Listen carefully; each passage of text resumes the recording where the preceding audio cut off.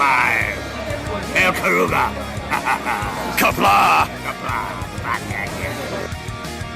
I'm going to take this opportunity, however, to suggest that we all hail Karuga. That's all I'm saying. Forgive me, Doctor. I'm receiving a number of distress calls. I don't doubt it.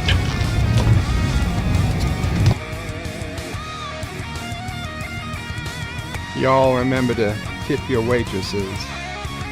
Have a mighty fine night. If you come in peace, surrender or be destroyed. If you're here to make war, we surrender. Both good. The important thing is I'm meeting new people.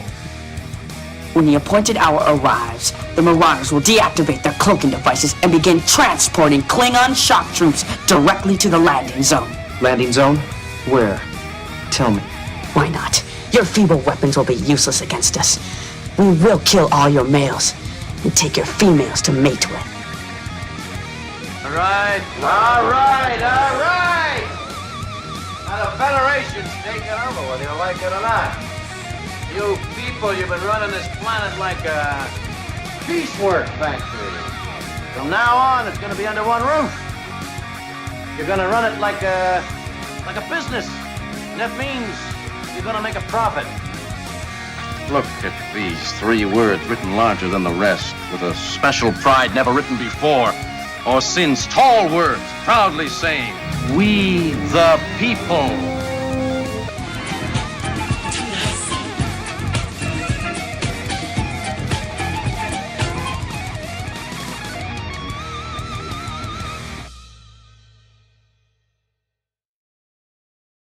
Hi, I'm Nicole DeBoer. I played Lieutenant Ezri Dax on DS9, and I welcome you to Birdo Prey 5 channel. Hail Karoga.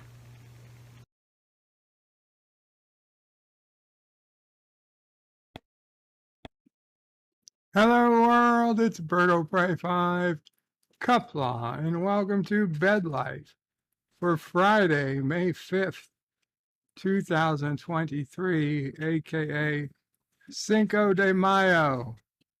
Yay! Happy Cinco de Mayo, everyone. I don't know exactly what it means, but it's not Mexican Independence Day. I know that.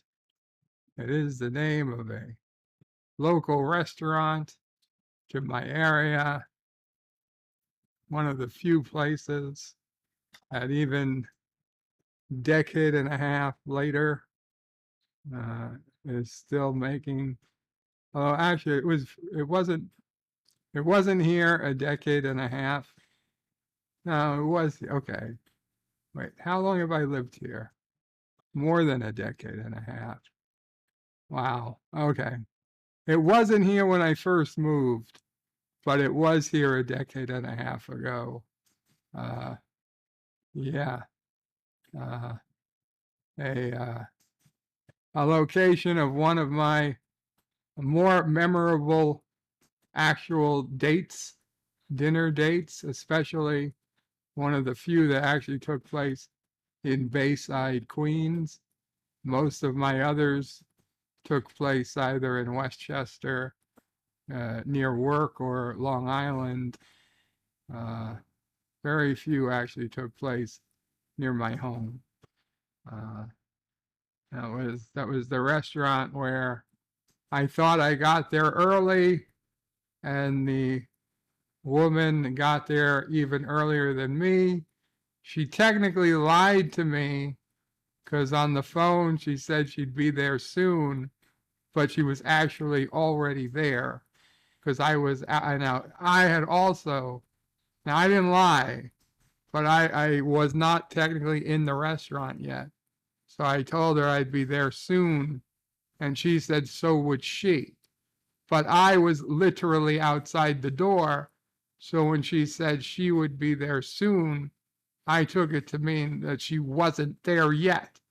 So when I went in the restaurant and there was this one woman alone at a table, I figured, well, there's no way it could be her because I just spoke to her and she wasn't there yet. So they awkwardly sat me near this other woman sitting at the table, and I was a single guy sitting at the table, clearly waiting for a woman. She was clearly waiting for a guy, because in those days you could assume that's what the other, you could assume guys were looking for girls and girls were looking for guys. And I looked at her and she didn't quite look like the picture. And I don't know why she didn't realize I went through pain to look through like my picture. But anyway, after like 10 awkward minutes of the other person not coming, we kind of realized, hey, aren't you? Ha ha ha. Laughed it off and bitch. Anyway, no hard feelings. Cinco de Mayo. The other bad thing that happened on Cinco de Mayo was my dad's truck got wrecked. Wrecked on Cinco de Mayo. Parked in front of the house. Some drunk driving down the street before I had the cameras. Nearly totaled his Chevy Avalanche. And I don't know how, but hit that truck so hard, it was nearly totaled.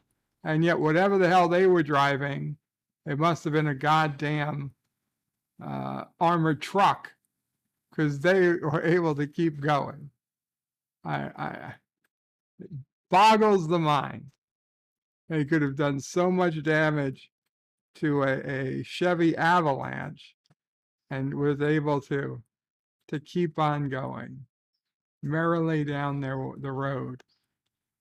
I was still in the rehab center, the nursing home, when all this had happened. If it had happened while I was here, surely it would have woken me up. But anyway, yeah, not the best memories for Cinco de Mayo. I much prefer Flag Day coming up next month. Richie Poole says, kapla, Richie. And Richie saw the short I put out, an ode to Spot, that I had been working on for a while. Captain Phantom Nerd says, hello, Captain. And Richie Poole wants me to write an ode to Sassy. Way ahead of you, Richie. Way ahead of you. Unfortunately, an ode to Sassy doesn't really get many, Star Trek fans. But an ode to Sassy, not my best work, but it is work. Sassy is a beagle who loves to lounge on the couch. She likes to sleep and eat and howl and roam the house. She is a loyal friend who always greets me with a grin. She makes me laugh and feel happy, even when things are grim. Sassy loves her treats, and she knows how to beg and plead. She tilts her head, wags her tail, and looks at me with need. She's a clever dog, too smart for her own good. She likes to play and fetch and chase away anyone she should. Sassy is my dog, and I adore her very much. She fills my life with joy and warmth and comfort of her touch. She is a precious little gift who always brightens my day. She is my sassy girl, and I wouldn't have it any other way. Now, I know it doesn't have the scientific terms Felix Catus and nomenclature that Data's ode to Spot does, but that's because Data was an android, and that's the way they wrote an ode to Spot. Felix Catus is your taxonomic nomenclature, an endothermic quadruped, carnivorous by nature. Your visual, olfactory, and auditory senses contribute to your hunting skills and natural defenses. I find myself intrigued by your subvocal oscillations, a singular development of cat communications that obviates your basic hedonistic predilection for a rhythmic stroking of your fur to demonstrate affection. A tail is quite essential for your aerobic talents. You would not be so agile if you lacked its counterbalance. I always remember my cat Morris on that line. We used to live at one point. We were in an attached house where we had a back patio, and the back patio was 3 stories above. 3 stories above the backyard. The backyard was all concrete and metal fences. And Morris would jump through the slats of our back patio, maybe 4 to 6 feet, and through the slats of of our neighbor's patio, and then presumably go on to jump all around, like 3, 4 houses down, and come back. And every time she would do this, I would turn my head, because God forbid she missed.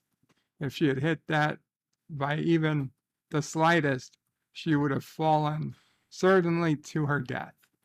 Not only would she have fallen 3 stories straight down, but she likely would have hit the fence before she hit the floor. It would have just sliced right through her. And yet, for years, she was able to jump her way between patios, and she was perfectly fine. When she did die, it was in the front garden. It had nothing to do with falling. She found some place to hide, and it was disgusting. It was just so hot. It was the hottest summer on record, and oh my God, it was terrible. The worst, still to this day, one of the worst things I ever remember seeing, smelling, touching. Oh, it was terrible. Anyway, when it not utilized to aid in your locomotion, it often serves to illustrate the state of your emotion. O spot, the complex levels of behavior you display connote a fairly well-developed cognitive array. And though you're not sentient, Spot, you do not comprehend, I nonetheless consider you a true and valued friend. And so maybe I took a little creative leeway, but and sentient would not technically be the word. Who's been holding up the damn to be elevator? used there, but it's fine. LDG gifted another membership, and it went to Kronos. Thank you, LDG. Kronos is now a member. Appreciate it. LDG earlier today, if you guys didn't see it, he did a Wordle stream, a Wordle challenge stream. The goal was the first one to get 5 Wordles wins. Of course, then he cheated by losing one. Then he said, okay, he'd do an extra one to make up for the one he lost. So he actually ended up getting 6 Wordles. And then I thought I got to 5, but after rewatching, I only got through 4. So technically, the challenge hasn't ended yet. I have yet to complete it. Yeah, no, LDG, he did pretty good. He got the Wordles noticeably faster than I would have suspected he would have. So now, in my defense, the website we were using was not the official Wordle website, nor was it even the Wordle website I use when we do Wordle here.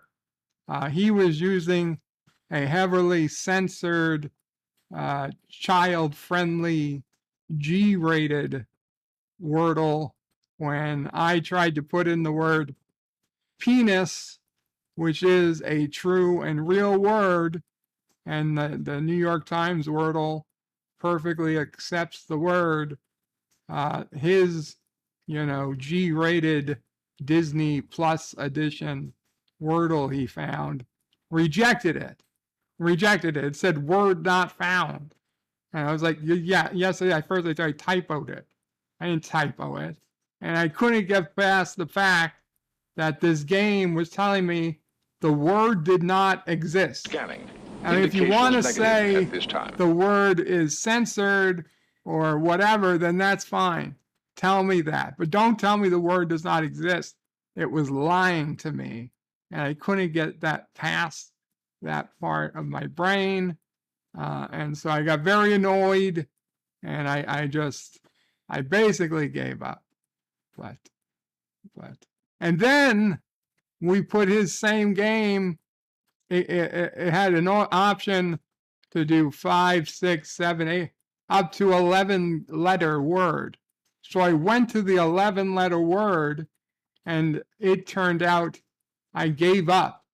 But it came out not with an 11, because we put in the word experiments, and there were no E's in the entire 11 letter word. So I gave up, and then it came back like wagon trailer or something was the word. I was like, bullshit. That's not a word. That's two words together without a space. And as proof, it said, well, click here for the meaning of the word. So I clicked on it for the meaning of the word, and immediately went to a dictionary with that word, and the dictionary said, word not found. Word not found. So don't tell me that that was a real word when your own goddamn dictionary couldn't find the word you chose. And LDG at Free the Net donated $2 super chat and said bird called foul because there was no penis. I called foul because the word penis was being told I did not exist. It was like some future, women's equality group decided to erase the word penis from existence.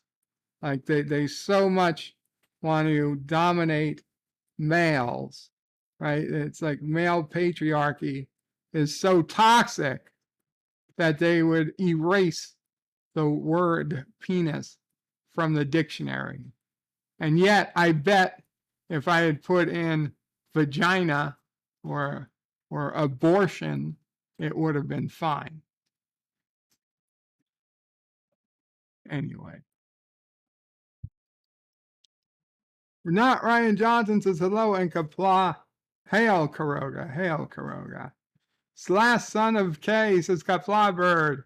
And hail to the Opraise. Hello chat. Hello last son of K. Jedi Bill says kapla bird Opray kapla Jedi Bill. Miss Londell's Groovy Movies says kapla Miss Londell.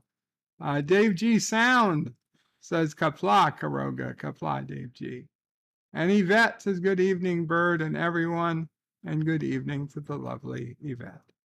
LDG reminds everybody to go to 2x mode to ludicrous speed. Richie Poole says early Opray 5. I was right on time. 47 Yorktown says hello, young sir. Hello, 47.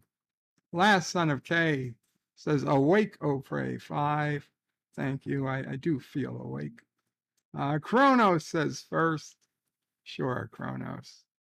Gorilla's Random Thoughts says kapla, kapla, gorilla. Chrono says Birdo Prey 5, glory to you and your house. Thank you, Kronos.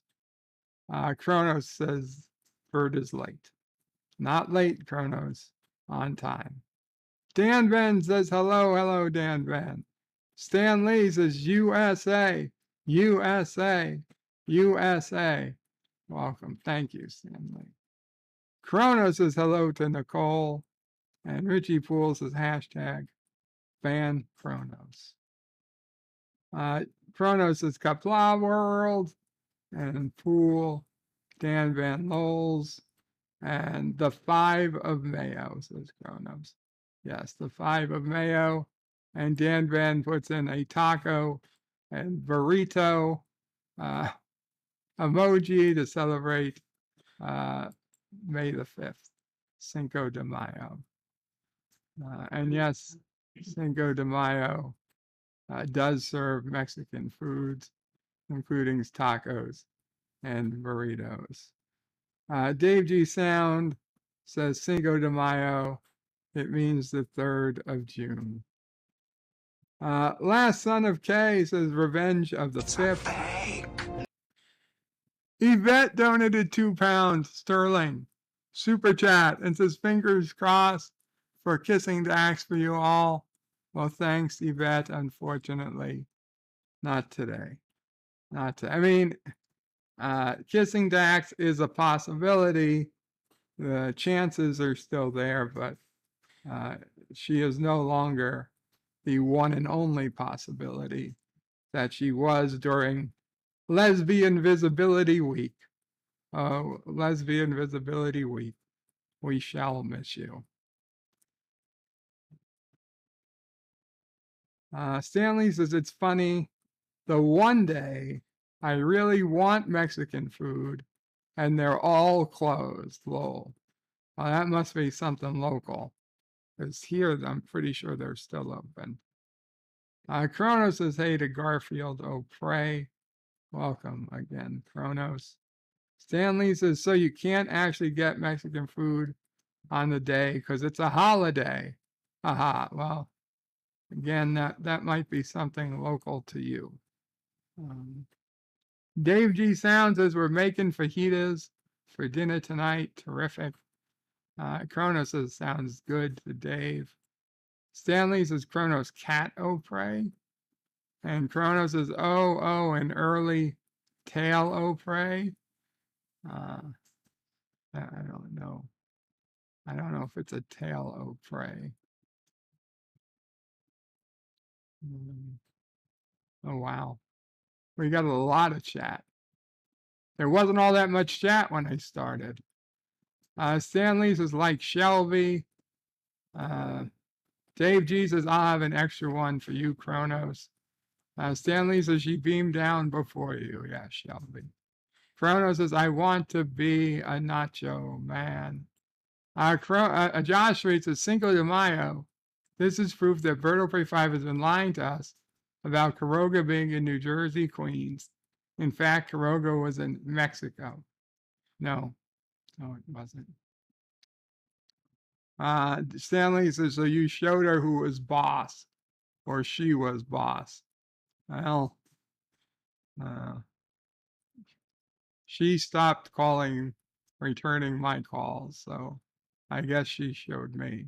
No, actually, we had one final call. It did not go well. It was one of my,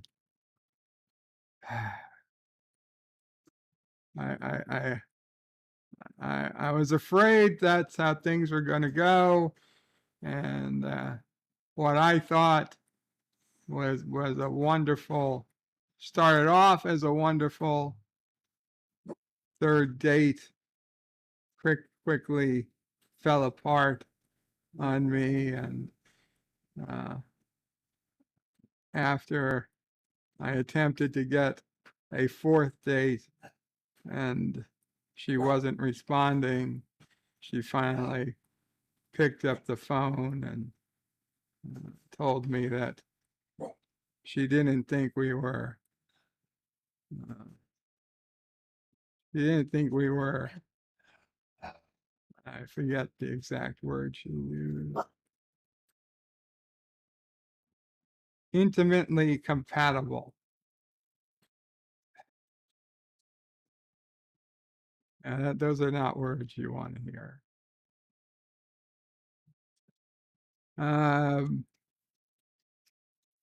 Chronos says, hey, to Josh. Stanley says, or they'd at least say they were. Chronos says, you have to look good. Stanley says, I also have trouble going for 10 minutes. Wow. Chronos says, I don't speak Spanish. Joshua says, is Bird going over a past life or a dream he had in a nap he woke up from right before the stream? Actually, I do want to talk about a dream I had yesterday. Now, this was my life before I got sick. This was a past life, fine. But this was the life I had here in this neighborhood before I got sick. Okay, but last night the night before, I woke up from a dream and it was weird. It was taking place at the upstate house in the Adirondacks. And I knew the house had been sold, but I was there anyway. A bunch of family was there. A bunch of family friends were there. That's not all that unusual. What was unusual was I went outside and the military was there. And they were like coming around the house and we could see a UFO in the night sky. I was like, holy shit, they're really coming. And the military people started yelling, like, don't resist. Don't resist. Just, and we're like, what you mean don't resist? They were like saying, like, listen, we've seen this before. They're going to come and they're going to take control of your bodies, and just let them do it. And like don't fight. And it was weird. And I was like, are you serious? I was getting scared. And but they're like, close your eyes and just they're going to contact you via telepathy. And I was like scared as shit. But I closed my eyes and like I felt like these aliens take control of my body. And then I woke up and it was hours later. And I woke up in bed and I was like, and everybody else was waking up too, who was there. And like nobody wanted to talk about what happened. I'm like, are we really not going to talk about the fact that we all just lost like 12 hours of our lives? We don't know what happened. We have no idea. And people were like, nobody, and people didn't want to talk about it. Like, just let it be, let it go. And I was like, holy shit. I was ready to call the fucking media. Nobody else wanted to talk about it. So I was like, shit. It was very weird. Then when I really woke up, I didn't know what the hell happened. For a minute, I thought it was legit. I thought that really happened. Now I'm not even sure.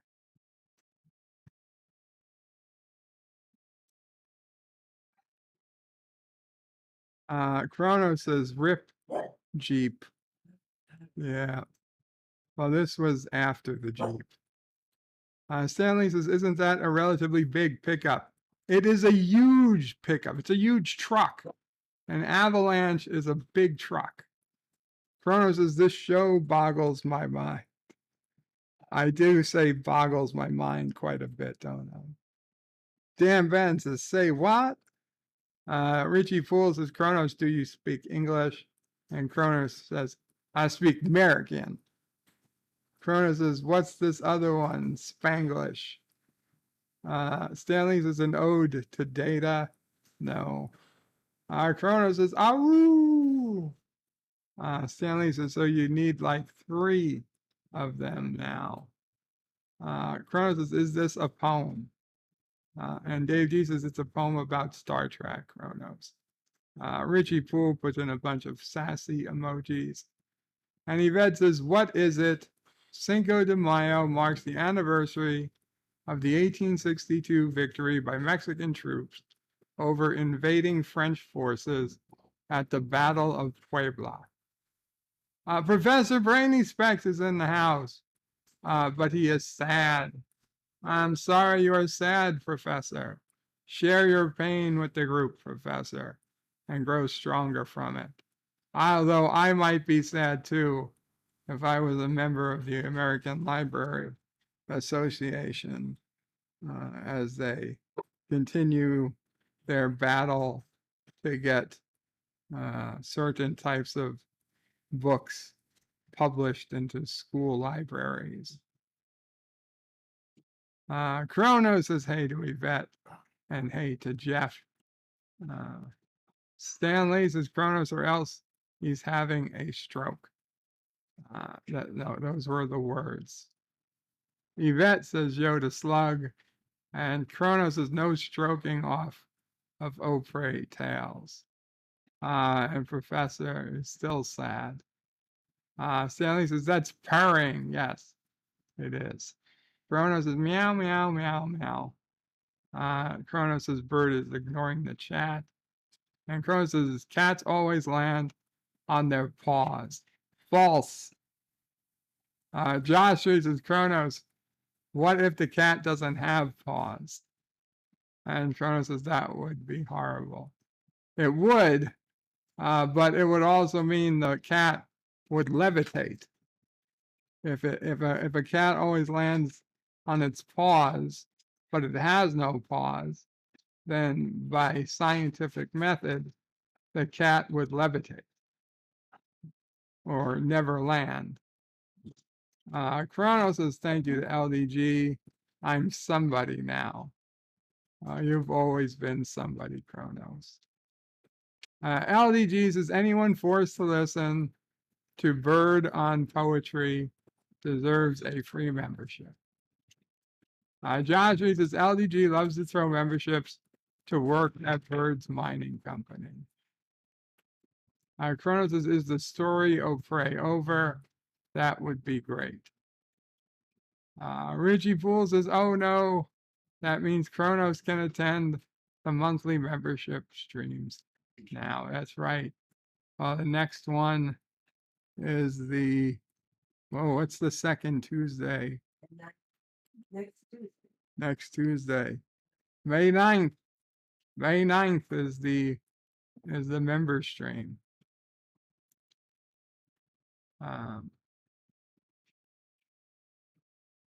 Josh Reed says Kronos, only Mom Prey can tell stories of Prey. And Kronos puts in a bunch of sassy emojis now that he has access. Kronos says Pool really doesn't hate me. Gorilla says, you son of a bitch, you owe me 10 bars of gold press latinum. I bet on you. Well, yeah, I would have told you not to. Last son of K says Bird rants, Mama Prey tells tales. Kronos says, yes, I have a penis. Excuse me. Yes, Mama Prey. Is Darren Wagner there by any chance? Is Darren Wagner here? Yeah. I don't know. He doesn't usually host. Darren Wagner, are you in the house? Wow. Why? What business do you have with Darren? Well, I don't have any business with him. Or you don't have any. But he posted something on Facebook. Darren posted something on Facebook and you saw it? I saw it. This is gotta. What did you see, Mama Prey? Okay.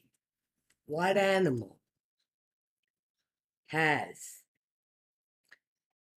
a ratio to their body length the longest Penis. Oh, Jesus Christ. I'm sorry. That's what I saw while you were trying to get the word. Anyway. Is that what Darren asked, that question? No, he posted a picture of some kind of duck and it's flying.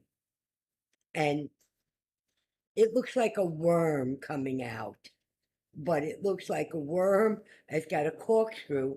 And apparently this duck, it's not a regular duck, uses that to trap females that may not want to be. It's a rape duck? Well, I guess it is. But the duck is this big and this penis comes out like, I don't know, 4 or 5 times its body length. That doesn't seem real. Well, I'll when I go back to the computer, I'll tell you the exact name of, and then everybody can look it up themselves. And if it's not real, I apologize, but I believed it. But what the hell, you know? Oh my God. I'm sorry, people. I thought there was going to be something, I don't, flat Earth related. I did not believe that it was going to be a flying rape duck. Never heard of such a creature. Listen, I'm getting educated. You're getting educated, not by reading Darren's post, you're not. That's not an education you want. Dan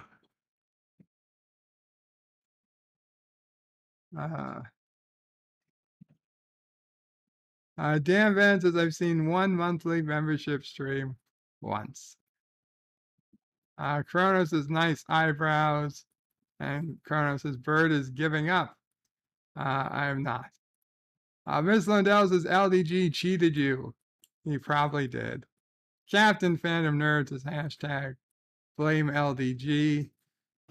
Kronos says, hey to Miss Lundell and Fandom Nerd.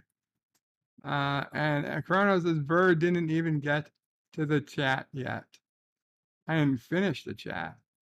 Cody Guy says, Twilight Zone. Yes, Sunday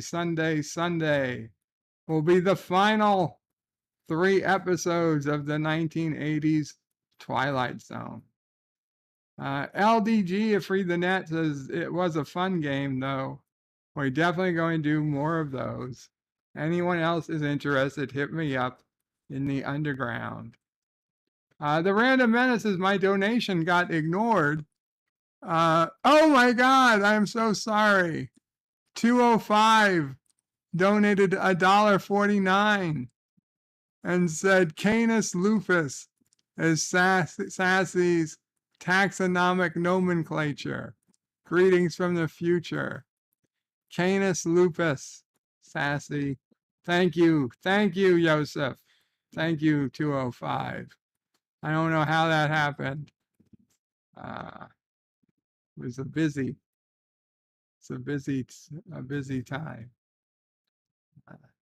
I had to add that into an ode to Sassy. Canis lupus. Last son of Case is Birds ranting, is spitting out of control. And Kronos says, my peen can't drive 88. Richie Poole says, Bird doesn't like us anymore. No, that's not true, Richie. Josh says, Kronos, I think Bird lost the chat up until now. And LDG says, or on DMs. Kronos says, hi to Tim preferred, Tim per father, dude. Oh, time pre-father, dude. Yes, that is Random Menace. Dan Van says, it's like the end of Stargate SG-1 episode with vagina. Lol. Chrono says, what a jerk. To Richie Poole. Miss Lundell says, vagina has 6 letters. I don't think that would work. Yeah, but if we were playing 6-letter Wordle, I bet it would work. Chrono says, hey to last. And Chrono says, vulva is 5 letters. And Jedi Bill Scanning. Indications negative. with a Check this time. $5 super chat says 10 seconds of silence for son of a red shirt, my brother, warrior. Absolutely. But for those who do not know, if you knew son of a red shirt, we recently found out Jedi Bill confirmed son of a red shirt unfortunately lost his battle with cancer. And yeah. So a moment of silence for son of a red shirt. Thank you, Jedi Bill.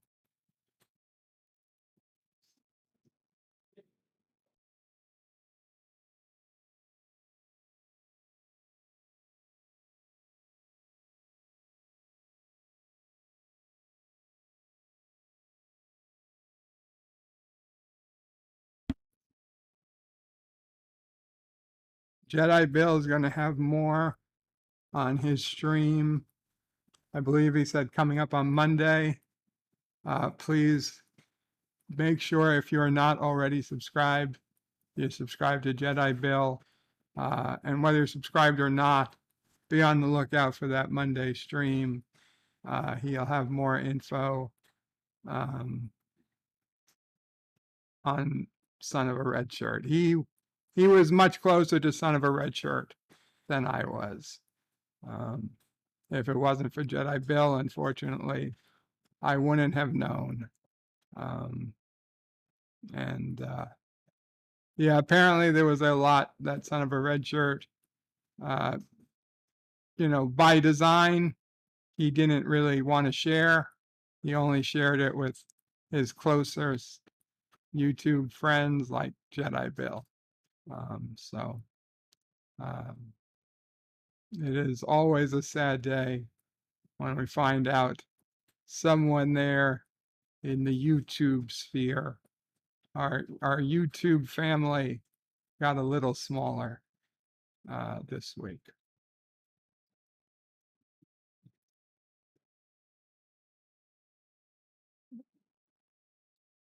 Random Menace says greetings to Kronos. Last son of K says Kronos. Hakeem says, hey everyone, that was still a good match, Bert. Thank you, Hakeem. I appreciate it. I am not the fastest Wordle player, so I did not really suspect I was going to win, but it was still fun to do nonetheless. Maybe if I keep playing, maybe I can speed up my game some. And Kronos is Gorilla's here? Yes. Yes, he is. Or at least he was. Wow, there's a lot. Kronos says, it's a steak. Dan Ben says, Bird, do you like hot, spicy food? I like hot, spicy food, Dan Ben. Unfortunately, these days, I really don't eat it much because it plays hell with my insides. And they tend to be very salty. Spicy foods tend to be salty foods. So I just, but once in a while, sure. Kronos says, we shall miss you. Sure you will. And Jedi Bill says, rest in peace, son of a red shirt, and puts the link to his obituary. Philip John Harrington, my friend and brother warrior. Thank you, Jedi Bill. And we will take a look at that in a little bit. Kronos says, hey to Galactus X. Words and pictures says Kapla space. Excuse me, Kapla Lesbian Visibility Week should be every week. Well, words and pictures. I have little doubt that one day that will probably be a thing. That will probably be a thing.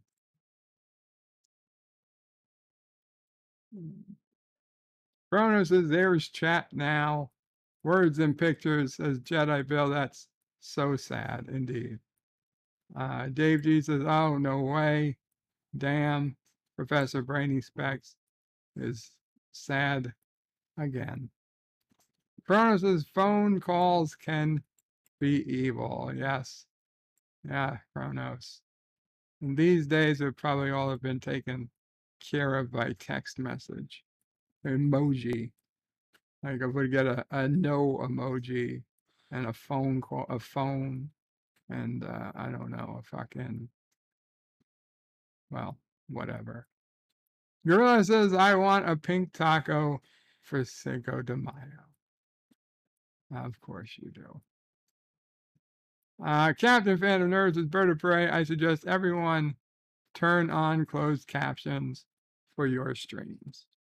Yeah, I've heard people make that suggestion.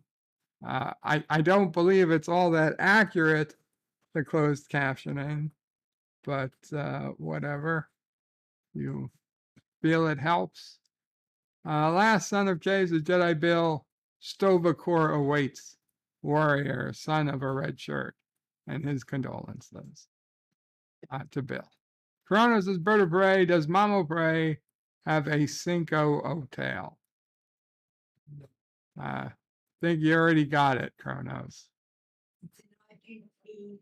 What is it? An Argentine rape duck?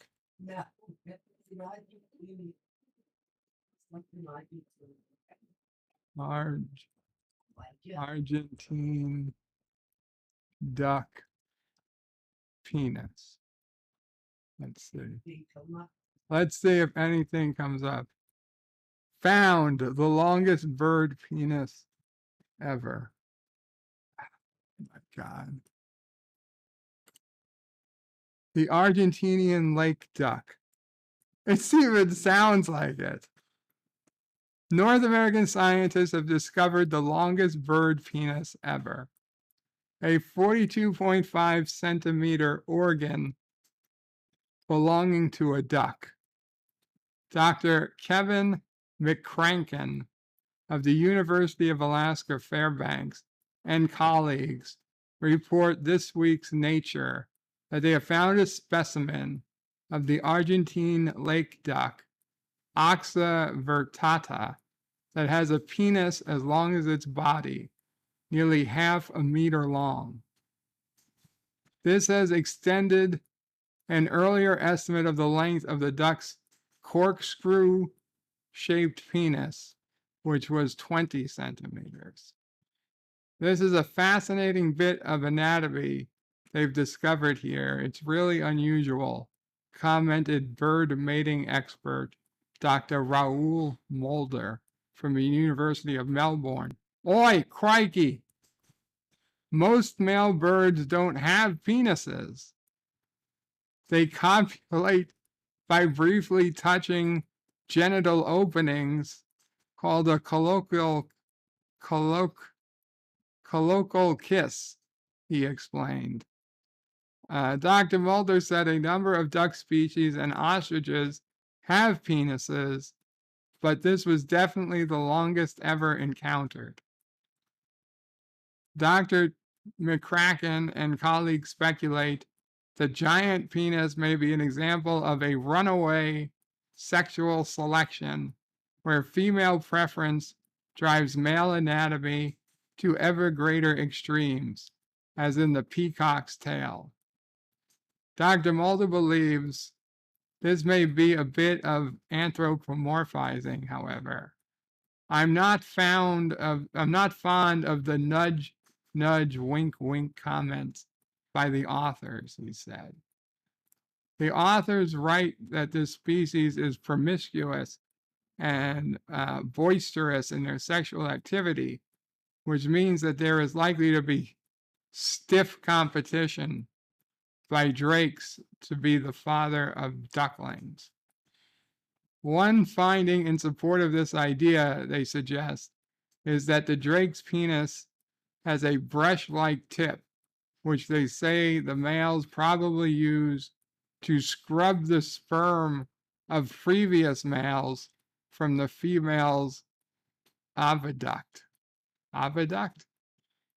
Mulder agrees this was likely, but felt another suggestion by the authors that the males might use this as an everted penis, as to display to attract females, was not. They are being rather speculative, and it seems not much is known about the bird, as we need to observe its behavior in the wild before we can understand what function this penis might have. The authors acknowledge many questions remain. How much of the penis does the drake actually insert?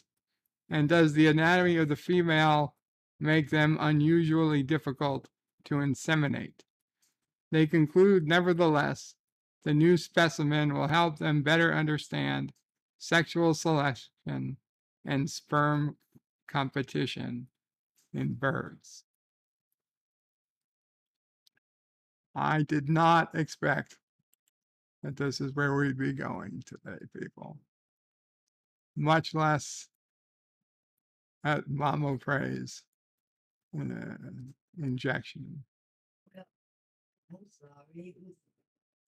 This article is dated 14th of September 2001. Maybe they got noticed. 3 days after 9/11. The rubble was still smoldering in downtown Manhattan. And Science that Australia, whatever, was talking about the Argentinian duck's penis length.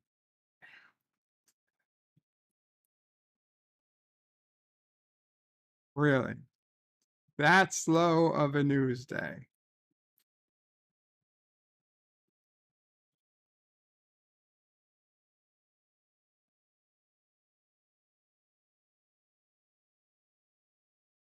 And now let's see.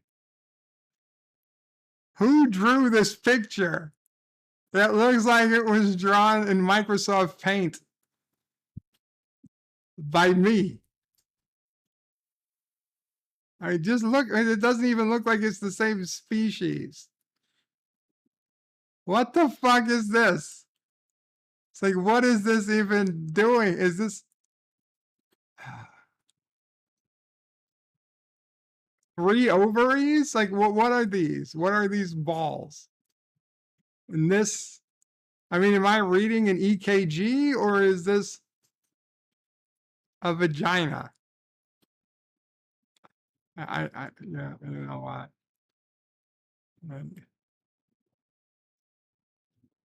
Oh my God.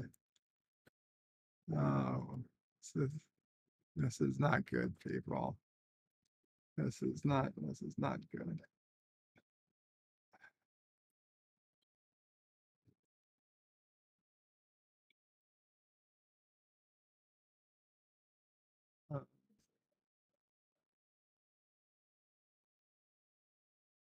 Chronos says, oh Lord. Gorilla says, hey Chronos, yeah, I'm here, but working.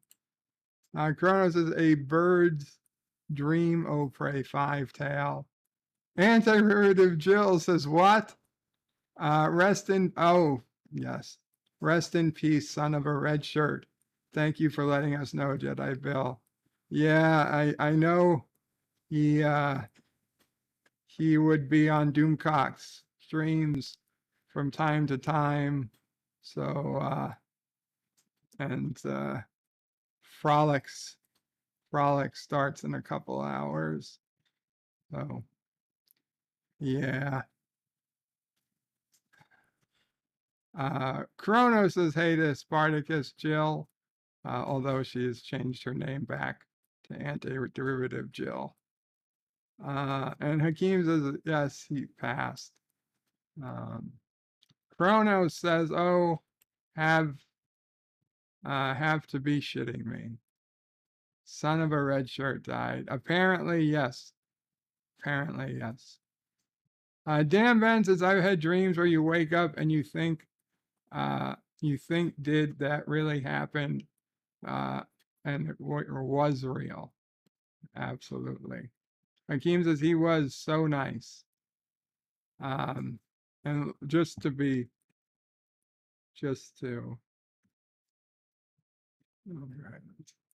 take off the rape duck.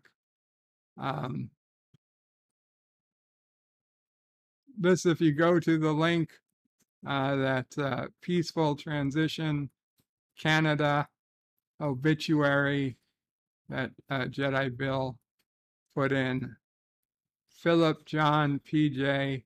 Harrington, July 24th, 1969 to May 1, 2023. Funeral details, please join us for some food and drinks to share our respect and celebrate our fond memories of Philip P.J. on Saturday, May 27th, 2023 from 1 to 5 p.m. at the Monarch Tavern at 12 Clinton Street in Toronto, Ontario, Canada. Passed away peacefully on May 1st, 2023 at Mount Sinai Hospital in the arms of his sister, Kelly, cousin Sharona, and dear friend Jason at the age of 53 years. Loved son of the late Michael and Carmen. Philip endured a difficult battle with grace and positivity, never once complaining. He remained optimistic until the very end, even during 2 years of painful struggle. Philip was an incredibly kind, generous, and gentle man who will be remembered by many. In addition to his admirable character, Philip had a hilarious sense of humor and brought joy to those around him. He was loved by many for his sweet and gentle nature. He will be deeply missed by all who knew him. Philip will be forever remembered as a shining example of strength, grace, and kindness in the face of adversity. Please join us for some food and drinks to share our respect and celebrate fond memories of Philip P.J. on Saturday, the 27th, 2023, from 1 to 5 p.m. at the Monarch Tavern, with a website address at 12 Clinton Street, Toronto. All are welcome. And you can write on the condolence, you can write a condolence right on the website. So I know Jedi Bill already put in the link to the website. I'm going to put it in again. Please, if you knew him as son of a red shirt or however, can write something to remember him.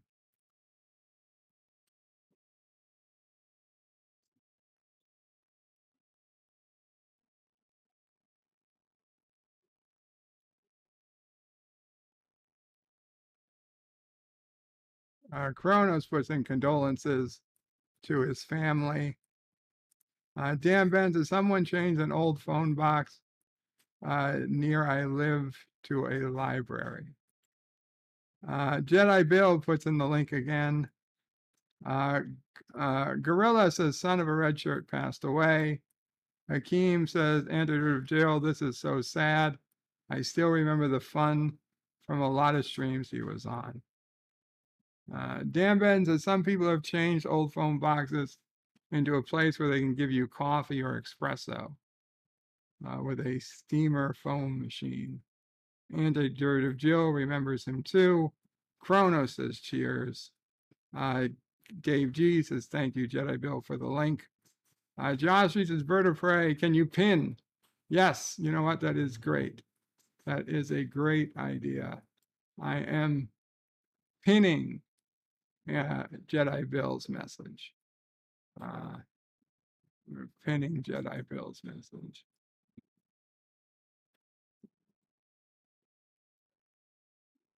Professor says, may the ninth Doctor be with you always. Mr. Lundell says, Bird of Prey, it's much better to have gambled for love and loss than to have never gambled at all. Or so said Frankie Lane. Oh, absolutely, Mr. Lundell. Absolutely. I'm going to go back to this page just because I don't want to disrespect Son of a Red Shirt by telling a joke or something while we are also seriously remembering him. So I will bring his picture back up when we talk about him. But as for, I don't regret anything I did, Mr. Lundell, trying to make a relationship with that woman. 100% of my regrets in love or the search for love were the chances I did not take. I don't regret a single chance I ever took. Whether they panned out or not, it didn't matter. At least I tried. The regrets I have in love were the ones I let get away without even trying. They're the ones that gnaw at you. They're the ones that worry what might have been. The ones you took and didn't work out, well, that's just the way it was meant to be. Obviously. Jedi Bill says, he was very good friends of mine, and I miss him already. Yes, Jedi Bill, I wish you, Jedi Bill, a very deep condolences. Kronos doesn't see Darren. Now, Darren doesn't usually hang out in this stream. Gorilla's Random Thought says millipede. I'm not sure what that is. About the longest. Yeah, I don't think that's. And Kronos says humpback whale. No, it's not humpback whale. It's duck. It's Argentinian lake duck.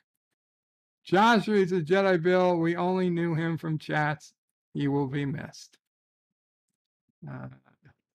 LDG says, wow, hashtag grape duck. Gorilla's Random Thoughts says it's actually a millipede or centipede that has the longest. I don't know anymore. Kronos says nature is weird. Or nature is strange. Hakeem says sounds like the Argentinian duck. Dan Ben says duck porn. Miss Lundell says I saw that Darren picked 2. It made no damn sense to me either. Kronos says wow, mom will pray. Dan Ben says in the real world we have something called rapeseed. 47 Yorktown says male ducks are horrifying. Now we know why Daffy and Donald don't wear pants. Hakeem says it's like a tentacle that comes out of him. Sean Carter says hello to everyone. Kronos says hey. Sean Carter says hey to Gorilla. Hola to Gorilla. And hi to Anti-Derivative Jill. Everybody's saying hello. Kronos says, damn it, red shirt. Wow.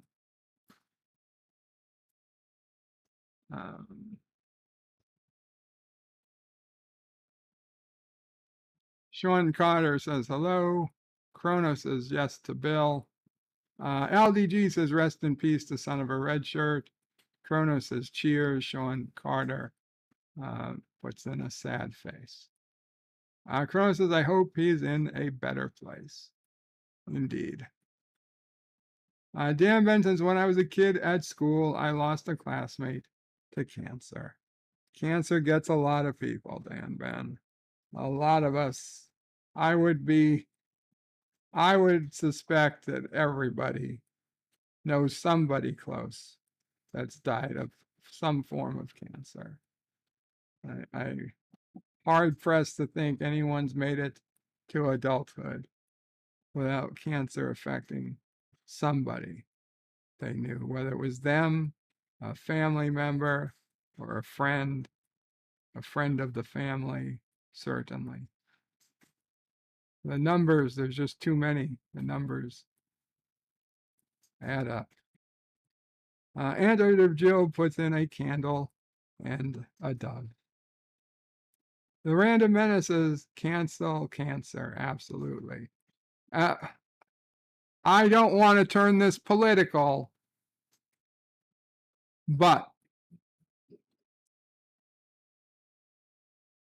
we were promised, our current president promised, he got up on stage, nobody forced him to say this, he got up on stage before he was elected president, maybe his first or second campaign stop, he got up on stage and said if we elected him president, he would cure cancer.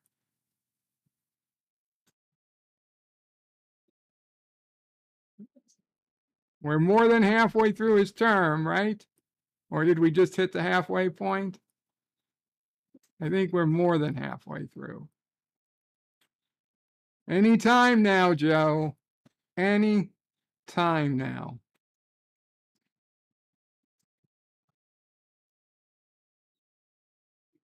Don't think. Oh, I'm.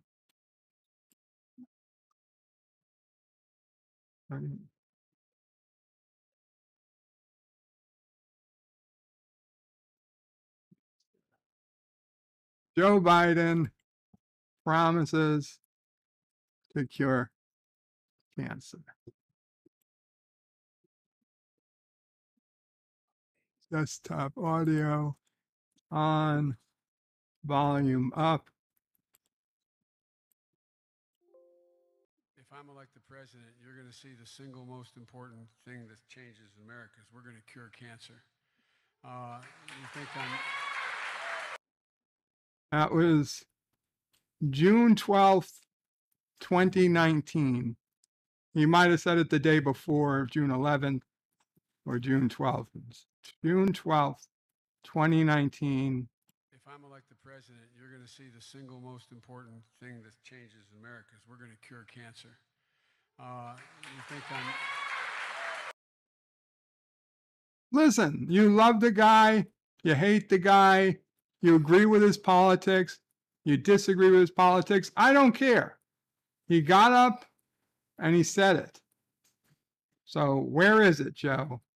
Where is it?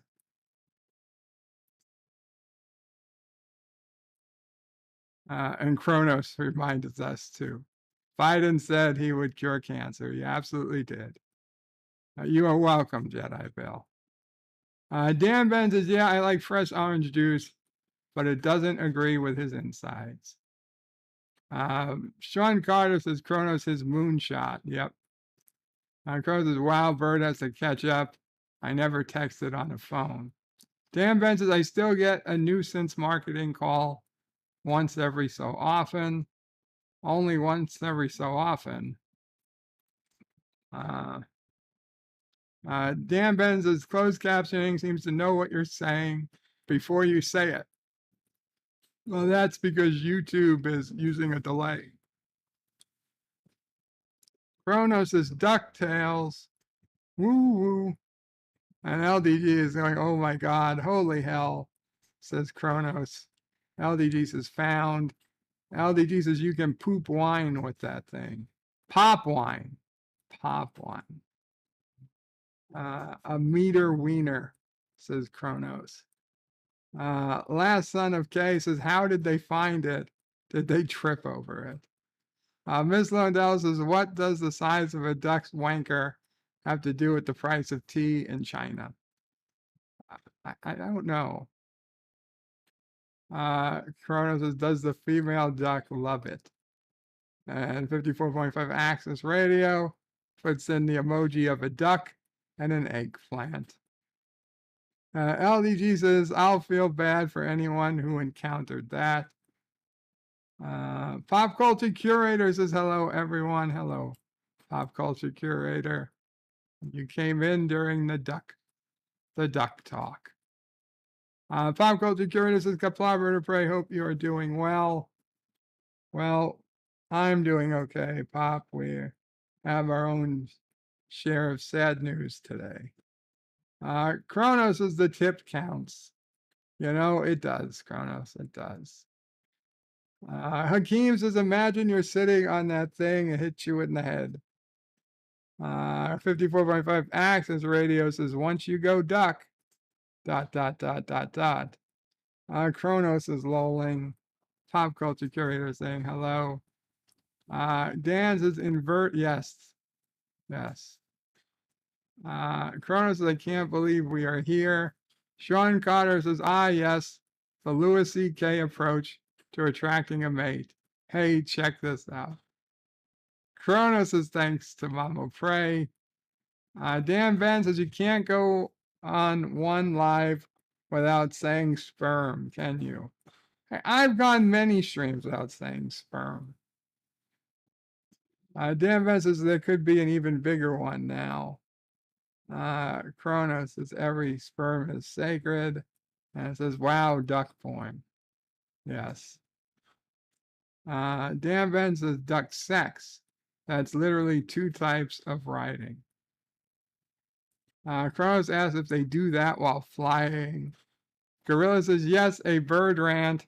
Never thought I would hear a duck penises at 9/11 in the same sentence.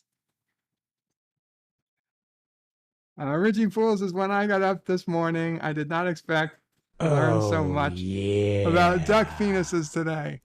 And 205 with the Kissing Dax donation. 205 with $1.49 donation.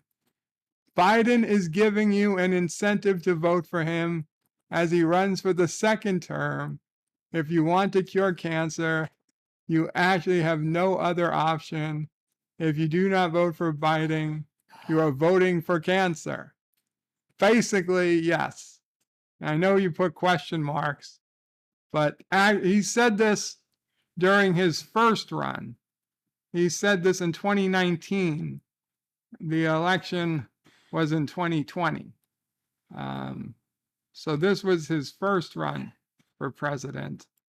I don't know if he's going to bring it back again for the 2nd run or not, but we'll see. We'll see.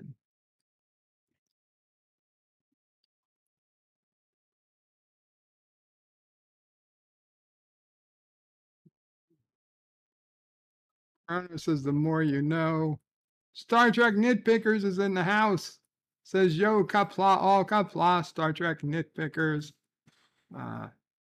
Star Trek Nitpickers still putting out very cool videos, Picard related. Kronos says, hey to Nitpickers. Jedi Bill says, thank you again. You don't have to thank me, Jedi Bill. Thank you. Star Trek Nitpickers says, my heart goes out to the family. Sorry to hear this. Thank you, Star Trek Nitpickers. I think the best thing, follow that link and post the note. Post the note. Let his family know that he has friends on YouTube and that we miss him. Kronos says, I think he would appreciate a good joke. Dan Ben says, Star Trek 3, The Search for Love. And Kronos has regrets. We all have regrets, Kronos. It's just some of us have more than others. Jedi Bill says, you are correct, Kronos. He would like a great joke, but I don't know one. Kronos says, Jedi Bill, times like this, it's rough. Professor Brainy Specs says, rest in peace, son of a red shirt. And Jedi Bill says, thank you to the professor. Kronos is glad his peen isn't a corkscrew, and he doesn't have any bottles of wine.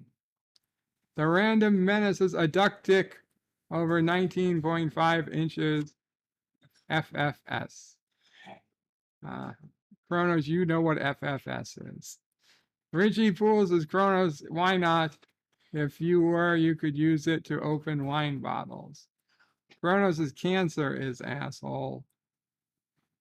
Kronos is saying the chafing.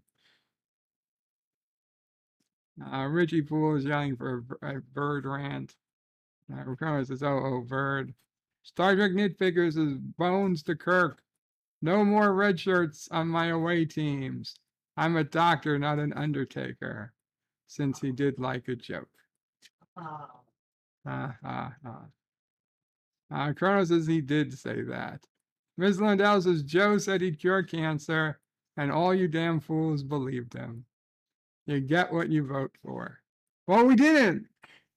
If people got what they voted for, they would have got the cure for cancer. Kronos says, tell me lies, tell me sweet little lies. Hakeem says, I bet he doesn't even remember he said that. You know, Hakeem, the thing is, I bet you're right too. I bet you're right too.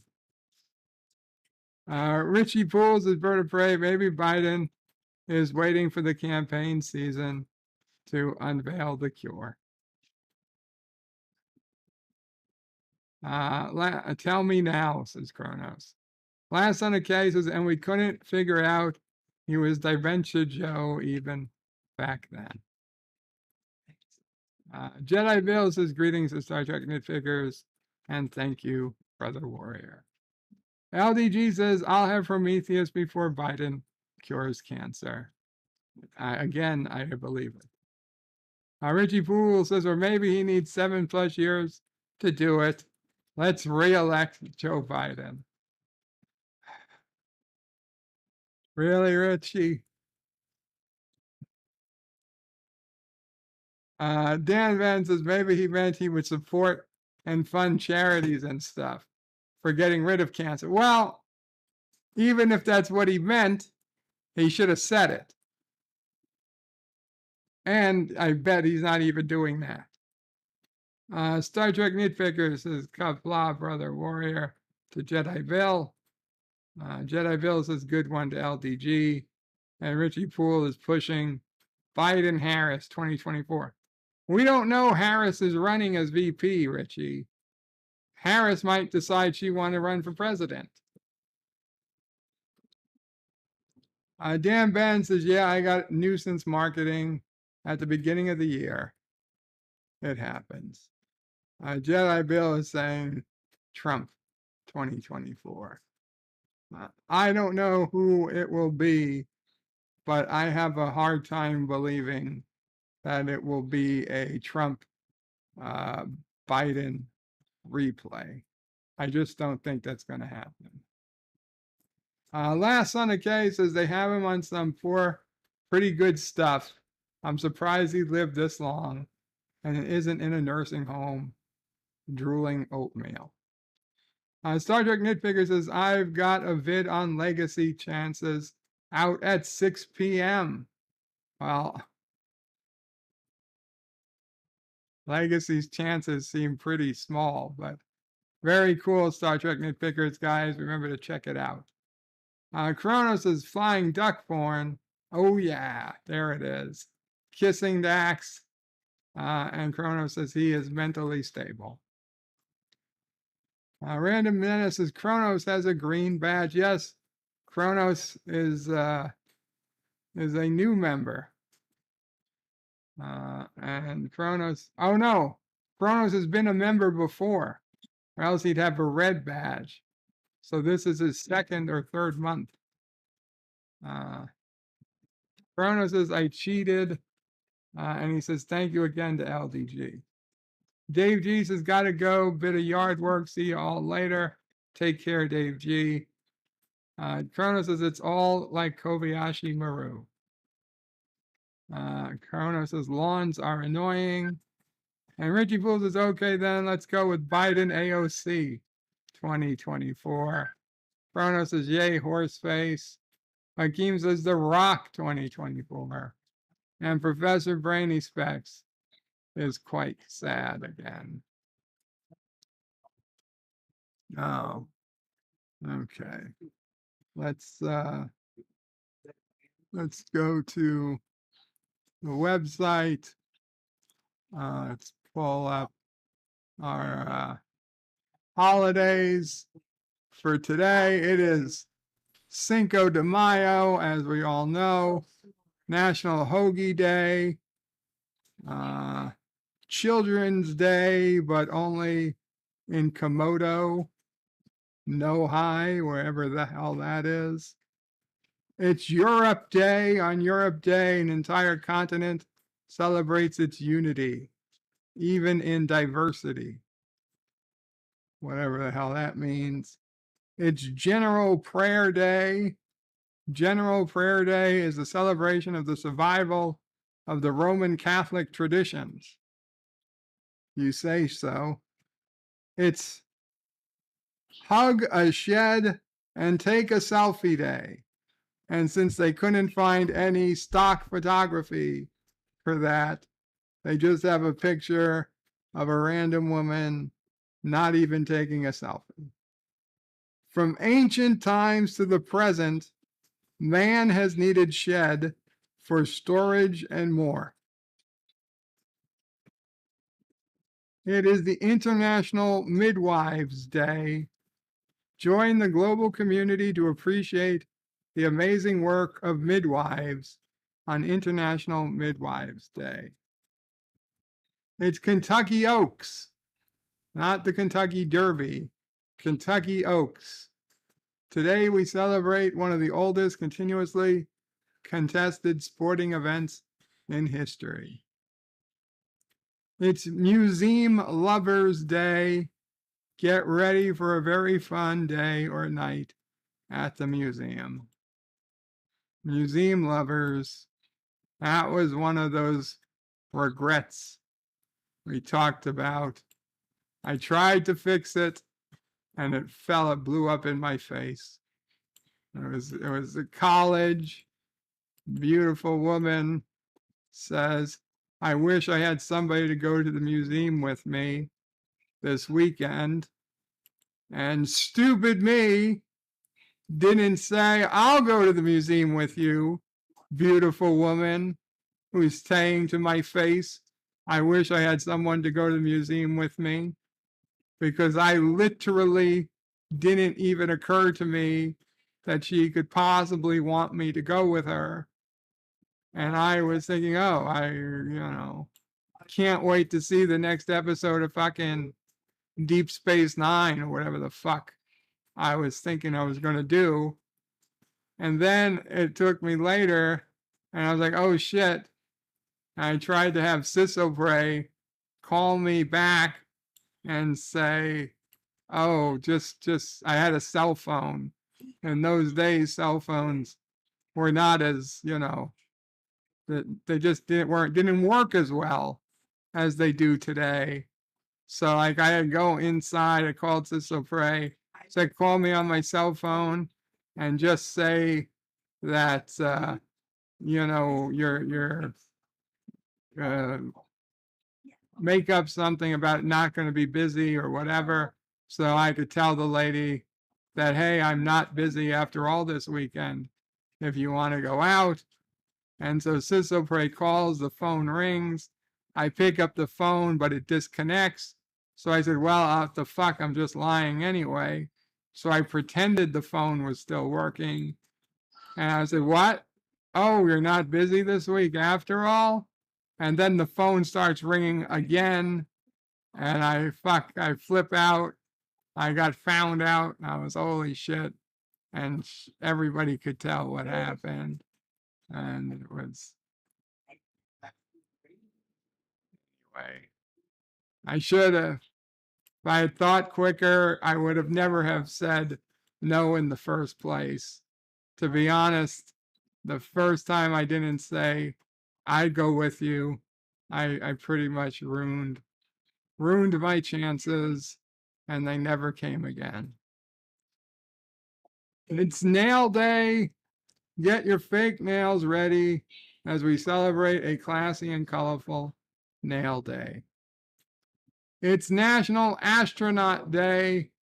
Do not go gentle into that good night, as National Astronaut Day is at hand. What the hell does that even mean? Don't go gently into the good night. What else are you supposed to do? National Cartoonist Day. Read about this day in history.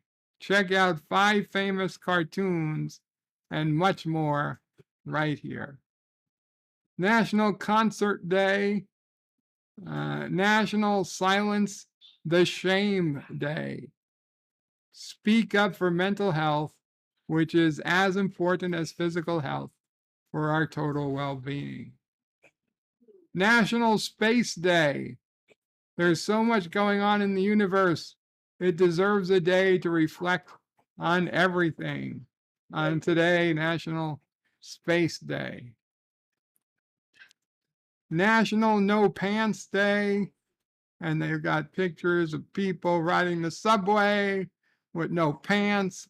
It's fucking disgusting, but the city allows it to happen. You people who don't like wearing pants outside, you're wrong. You're sick and wrong. It's Revenge of the 5th.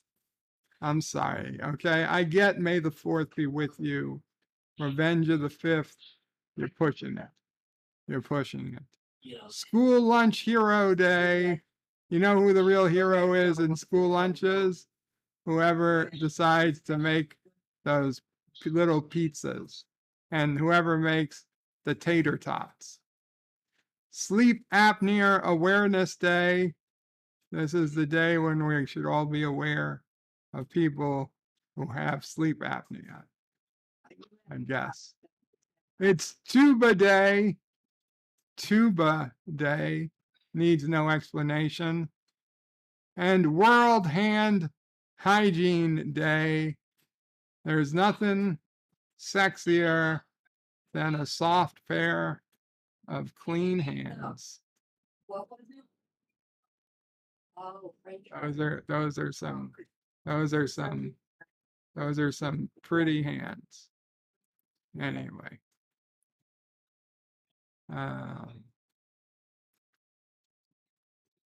Let's check up on the news. Going on the top stories. Video of Trump's E. Jean Carroll deposition released amid trial. Ex-Marine who fatally choked Jordan Neely identified. So there was this guy on the subway train who got killed. He was in a chokehold and he died. And so first, when they found out that he died, and the cops originally, they looked at it and they gave the guy who killed him, they said, he didn't face any charges because the guy who died had been arrested 40 times. 40 times, 40, for violence and other problems on subways. And apparently he was yelling and screaming at people on the subway car, and people felt that they were endangered. And this Marine, plus some other individuals, reacted to restrain the man who was putting the lives of other people in danger. So they restrained him and he ended up dying.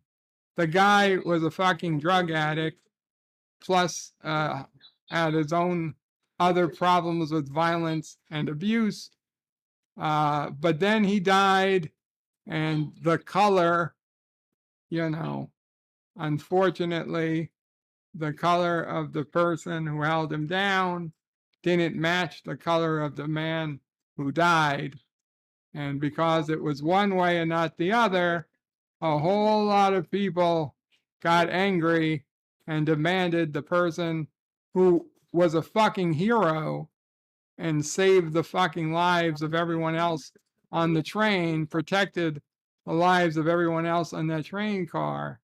Now he got arrested. And you know what? He's not going to get no way he's going to get a fair trial in New York City. It's fucking disgusting. Let me ask you this. Who would you rather be in that train car if your mother or your sister or your wife or your child was in that train car? Would you want that Marine who was ready to put himself between the crazy guy and your loved one and hold him down until the police arrived? Or would you want somebody who just saw what was happening and turned and ran and left your loved one to deal with the crazy homeless guy who has, there's a history of crazy homeless people throwing people onto the train tracks in New York City. Okay, it's not hard to imagine that the guy yelling at you might assault you, might even kill you. Bullshit. It's where we live. That's where we live. Anyway. And I don't know 100% what happened, but I do know the people who checked it out at first didn't feel like the guy deserved to be charged with anything. It wasn't until the media got involved that, oh shit, now we got to charge him.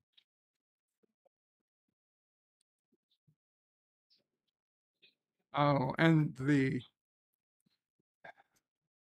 writer's strike. The writer's strike. You know what? I do. I support the writer's strike. I support the writer's strike. I think the writers of Star Trek Discovery and the writers of Star Trek Picard and the writers of Star Trek Strange New Worlds, I think the writers of She-Hulk and Velma and The Mandalorian and all the fucking Disney Plus things and all the fucking Netflix shows. I think all the writers deserve to get exactly what they're owed. They all deserve to get what they owed. They all deserve. You know what that is, though? It's nothing. They don't deserve anything for what they've written because they've all written shit. It's total and complete shit. There are only 3 productions. There are only 3 productions underway that have quality writing. For All Mankind, Yellowstone, and Cobra Kai. Okay? I can count the quality productions, the quality writing on one hand and still have 2 fingers to stick somewhere. You can do a lot with 2 fingers. I only need 3. to count the productions that I would pay the writers for. The writers of Cobra Kai, the writers of For All Mankind, and the writers of Yellowstone. If you are writing for any other TV show, fuck you. You're lucky you get paid at all. Chat GPT can come up with better shit.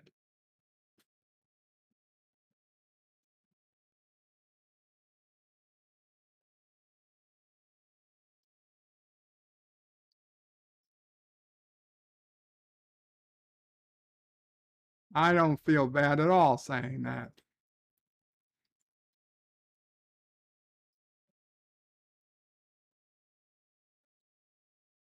LDG says there are 4 productions.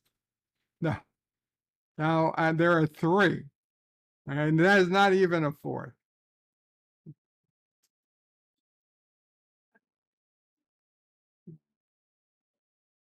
Kronos doesn't feel that fresh. Kronos says, I'm a member berry. Last Son of K says, oh my God, I fear for the world if AOC is a Biden death away from the Oval Office.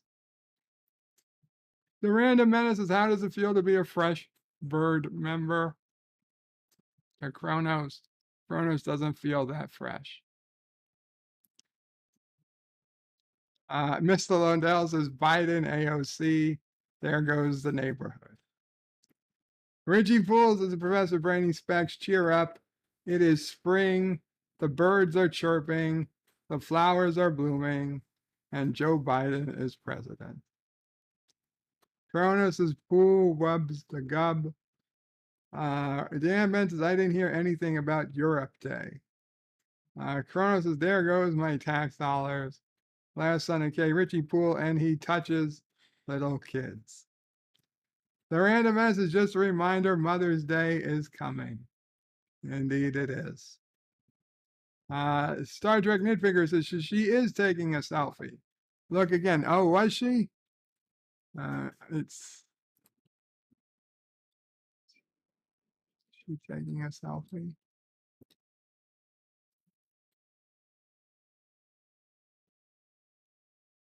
Oh, sure enough, she is. Okay. Yeah, I couldn't see that part. So she's taking a selfie, but she's okay now. Fine. But she's certainly not hugging a shed. She is certainly not hugging a shed. Dan Van, I heard people arguing about who came up with the word selfie. Kronos chipped a nail day. Dan Vance's bird, what's your favorite type of museum?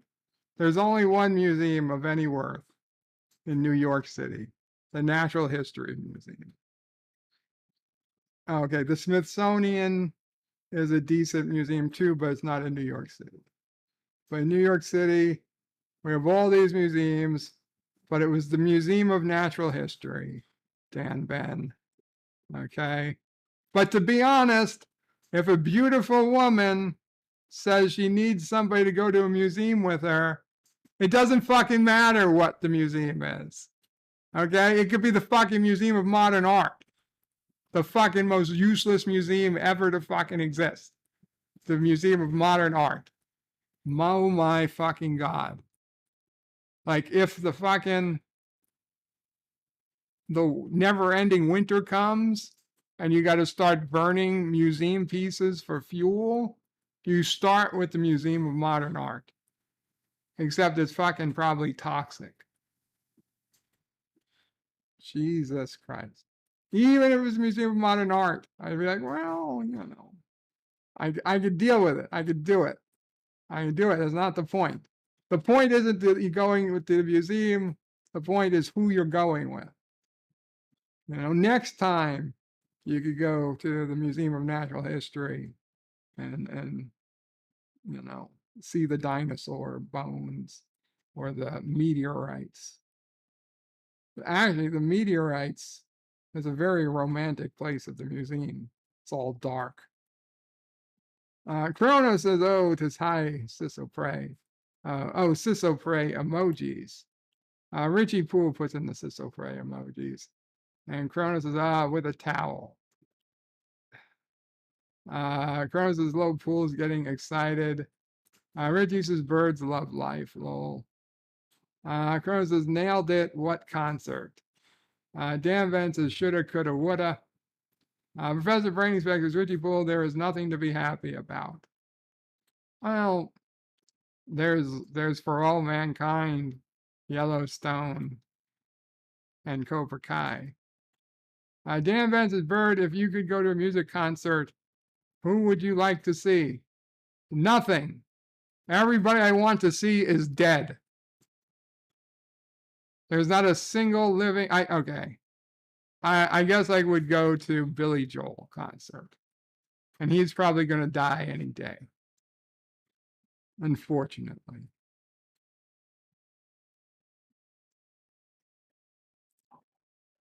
Frank Sinatra. If Frank Sinatra came back from the dead, I would try to go see him. That's really about it.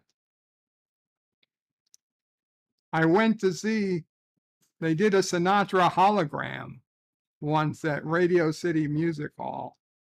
That was pretty cool. And then the fucking Rockettes came out. And like, why the fuck are we watching Rockettes? And apparently it's because Radio City Music Hall, everything needs to have the Rockettes in them. And then after I watched and we were like, okay, this was cool. I went with a woman. It was a nice time. And like 2 weeks later, I got a survey in the mail from Radio City. And they were like, so what did you like about the show? And they kept coming back to the Rockettes. And finally they were like, well, what did you least like about the show? I had to put in the fucking Rockettes. I don't want to see the Rockettes. If I'm going to see Frank Sinatra hologram, I want to see Frank Sinatra hologram. I don't need the fucking Rockettes coming out for 20 minutes and doing their fucking performance. It had nothing to do with why I was there. Never got another piece of mail from them. Cronus is what are pants? Dan Benz is a hero sandwich. Later taters. Are you leaving, Kronos? Hakeem says they go pantless on the subway today. Yes, they do. Hakeem's Kronos says you can wash your hands. I had no idea. Yes, Kronos, you can wash your hands. Lazanike or pantless in the Oval Office. Richie Booz is President Rainy Specs. Sure there is. You are here with us listening to Bird of Prey 5. Kronos says don't ride the third rail. Last Son of K says the subway choker is a hero. I might not call him the subway choker, but I agree. And Kyle Cullen, live long and prosper, Kyle Cullen. Kronos says bird beeps get a pass in cities. Bad peeps get a pass in cities. I saw what Mama Frey? No. Oh, I never mind. Oh, I was looking at a menu. Oh, okay. And it makes a regular menu. Dan Vance says happens a lot with bad people, and police say yes, we were aware of that. Ms. Lundell says, please wait for the other shoe to drop on this subway thing. I'm hoping there's more video out there. We need to see the events that led up to this. I didn't get to see any video. I just heard about this guy's fucking massive arrest record and that he was yelling and threatening people. Maybe, I guess if there's video, obviously evidence will change things, but let's see. Let us see. Pop Culture Curator says, Gorilla's Random Thoughts told you. Kronos says, I'm glad I don't live there. I don't like the media. And Kronos is bird ranting again. Kyle agrees.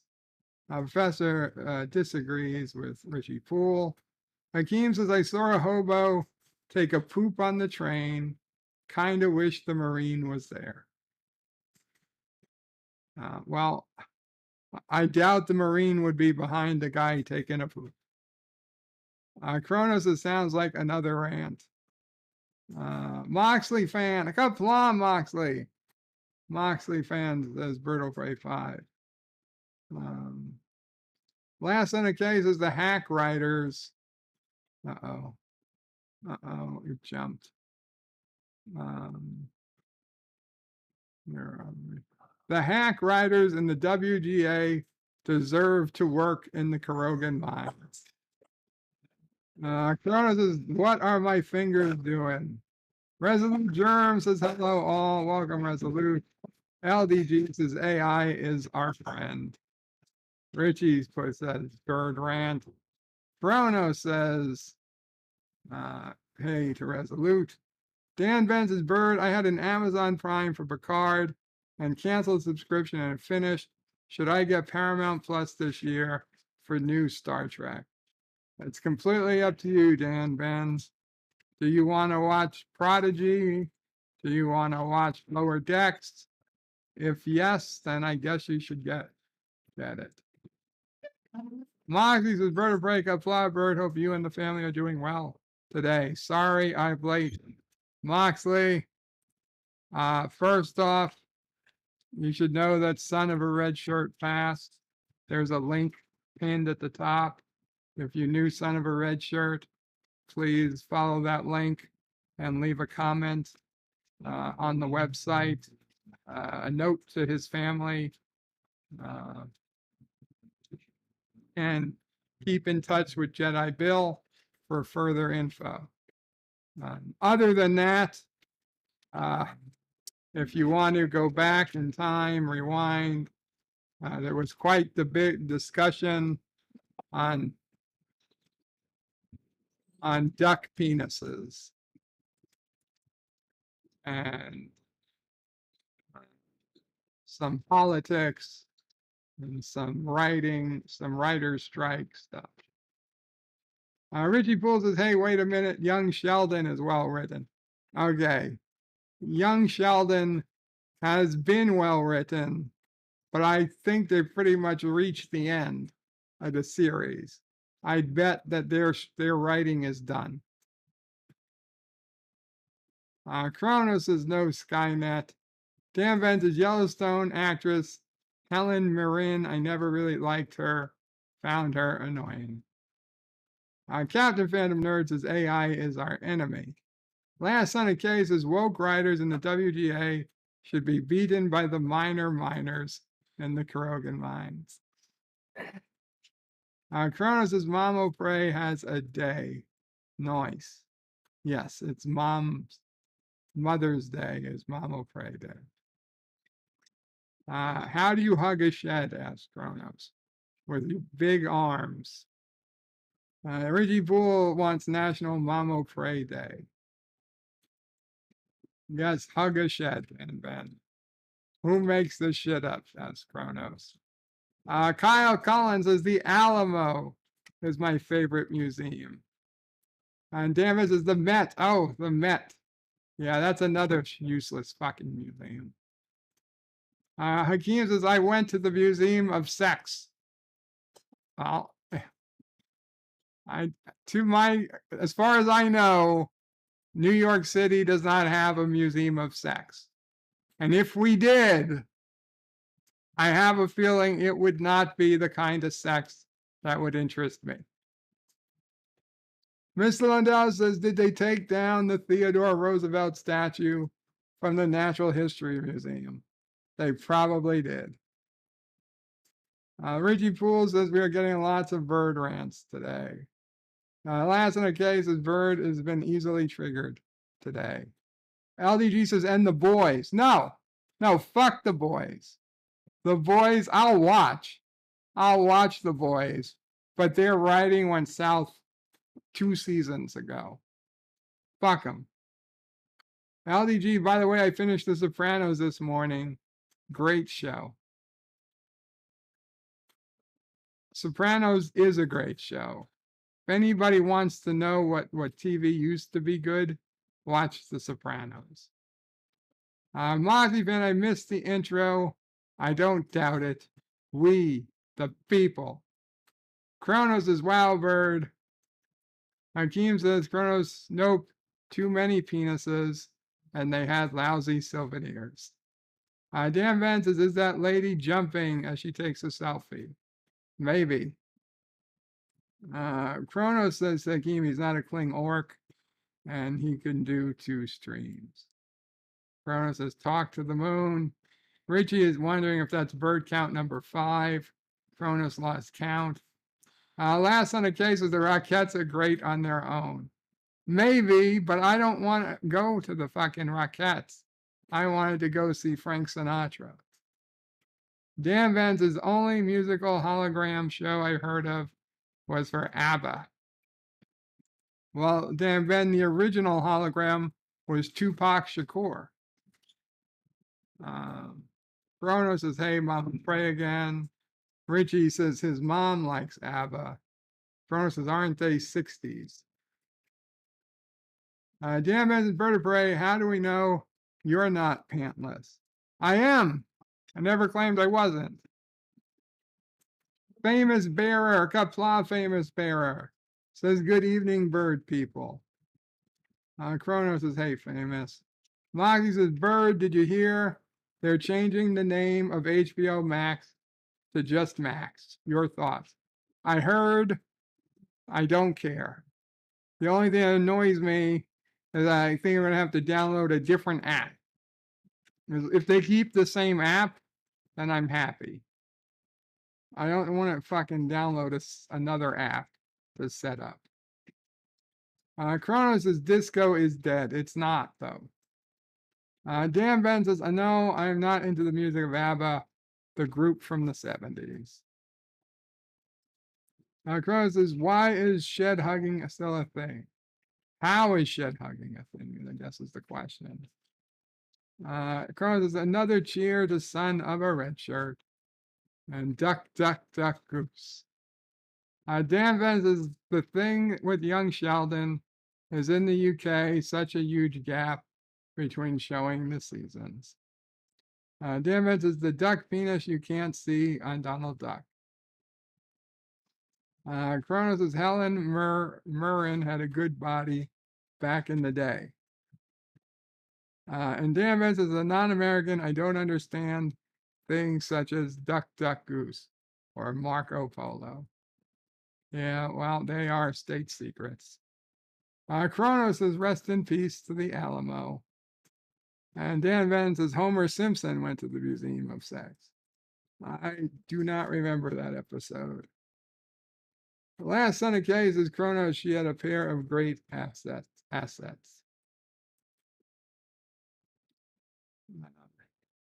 Jedi Bill says, was it Club Vandersex? Now that's from Europe, Eurotrip. Club Vandersex. Here's the safe word.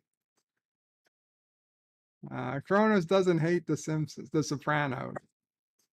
Kronos says, take me to the moon. Wow, bird needs glasses. Pants are overrated. Dan Vance is in the UK TV. A channel recently changed the name of its on-demand streaming service also.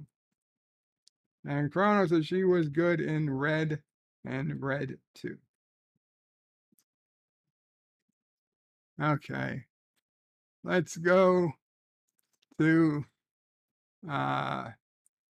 Fake Verdal. Fake Verdal. Okay. Throw in a 5-letter word, people. First 5-letter word I see, I will use for wordlewebsite.com. This is not the New York Times Wordle. I already did the New York Times Wordle this morning. It took me all 6 tries to get it, but I eventually got it.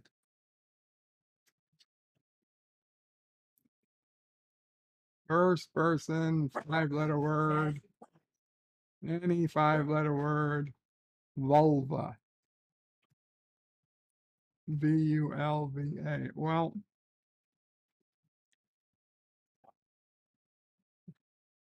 thank you, Kronos.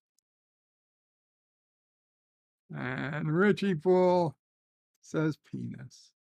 So let's do that too, since they're basically different letters. And Jesus Christ, between vulva and penis, all we got are 2 letters in the wrong space, an E and an A.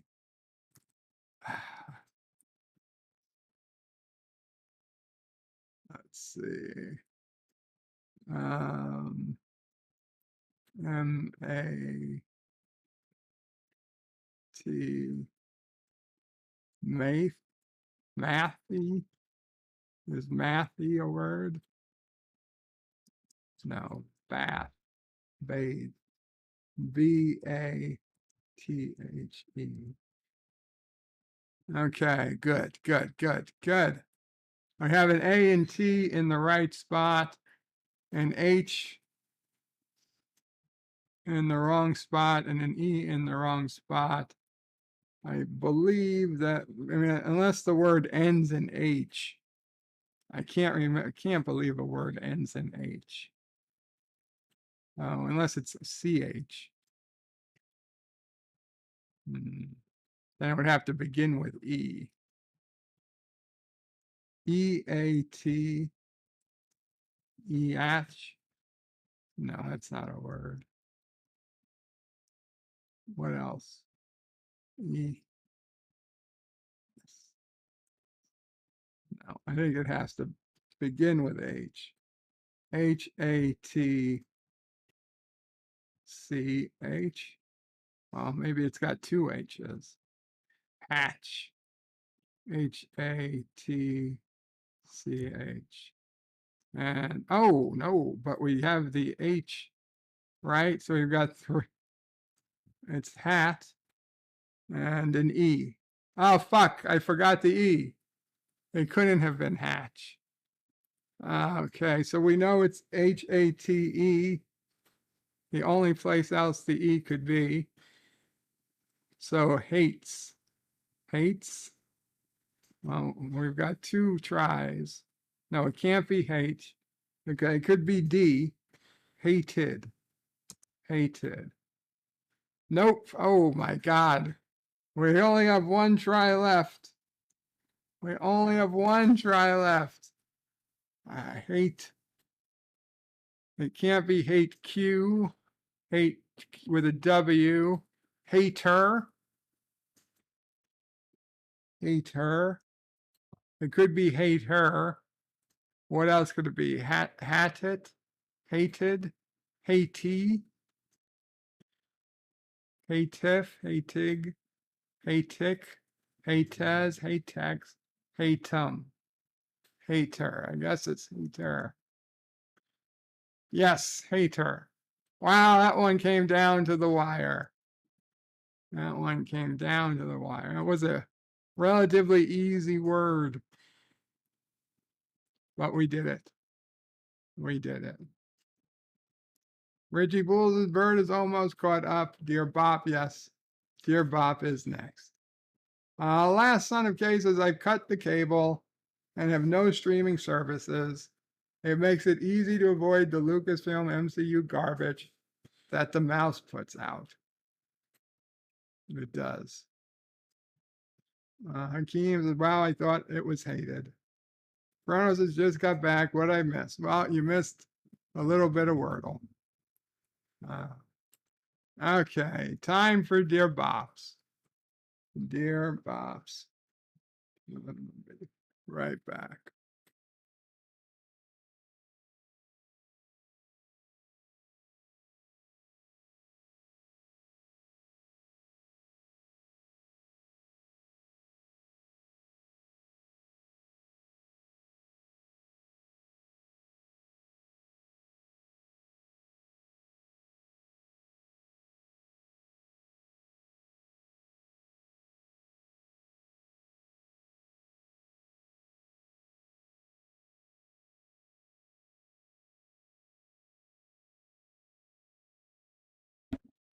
But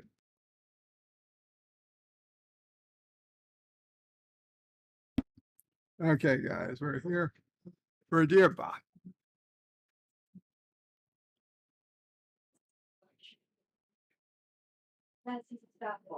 Dear Bob, I wear slippers, but the right one always comes off and the left one doesn't. What should I do?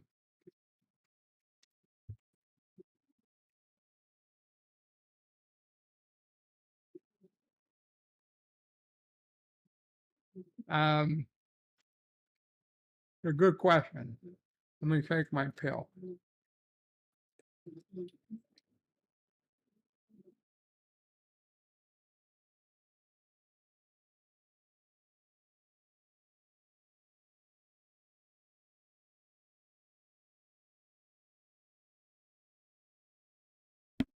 You should probably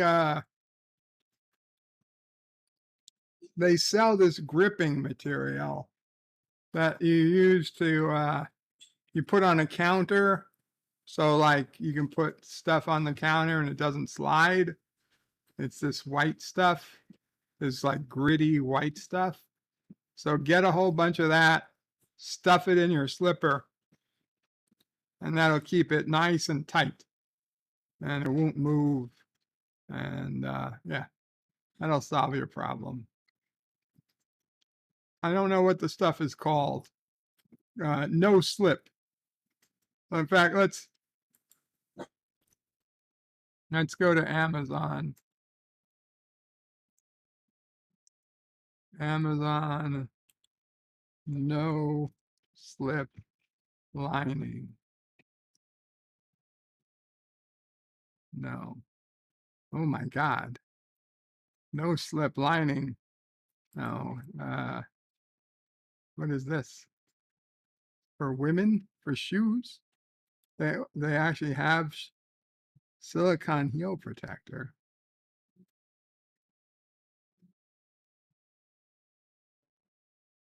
No slip lining shoes?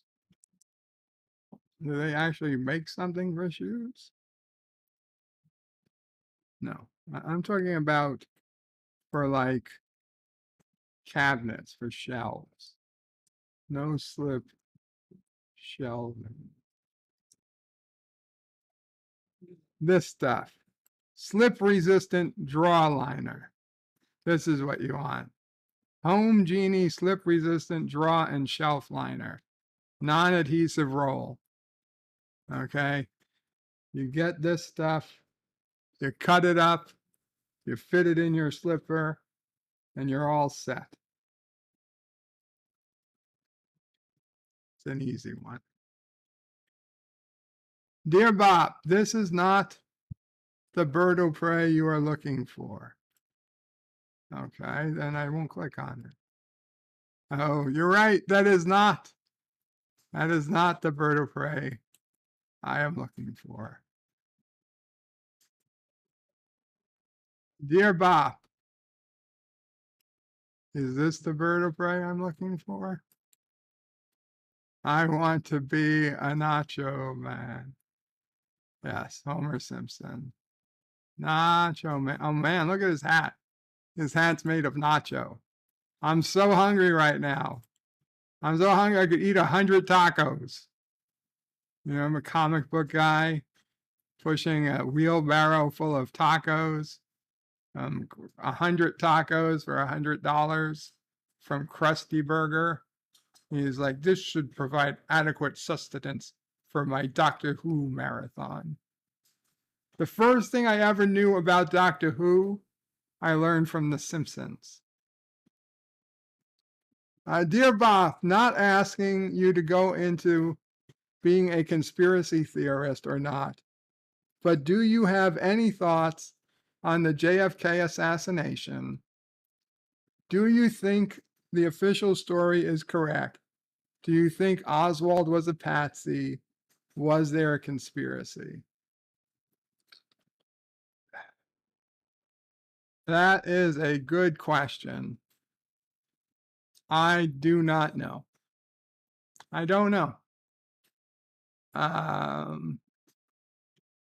I've heard people with a lot of money and, supposedly access to things claiming it was a conspiracy. But, it happened before my time. I tell you what I don't think is a conspiracy is 9/11. Okay, I think that went down pretty much how the official transcript says it did.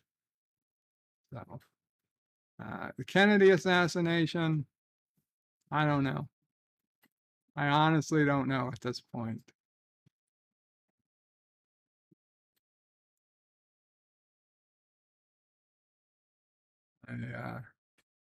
It's unfortunate that the government is in a place where we just can't trust them. I would say though, I would say probably not. If I had to just bet, if I had some way of betting on it, in since we don't have evidence of the contrary, since there's no smoking gun evidence of the contrary, I'm happy to accept the accepted, the official record for now. But I would suggest if time travel ever became a thing, that people are going to go and check on that. Well, if it becomes a thing in the next 20 to 50 years, after that, nobody's going to give a shit. Like, I'll be honest, even now, I don't know that I'd give that big of a shit. A generation from now, people whose even their parents weren't alive when Kennedy was alive, completely removed from ever hearing stories about where their parents were when it happened, nobody's going to give a shit. I mean, already so many people don't give a shit about 9/11. Where were you, Mama Frey? When Kennedy was killed, Where were you when Kennedy was killed? I was in junior high school. In those days, they could let the kids out without telling the parents, and they let they called everybody into the auditorium. Told them that the president had been shot. They didn't say he was killed, and that they were dismissing everyone early. And I was in a school, the school I was supposed to go to wasn't finished being built. So they had bused all the kids to the 5th floor of another school for the beginning of the year till January, from September to January. So we had to get on school buses to come home. They let us out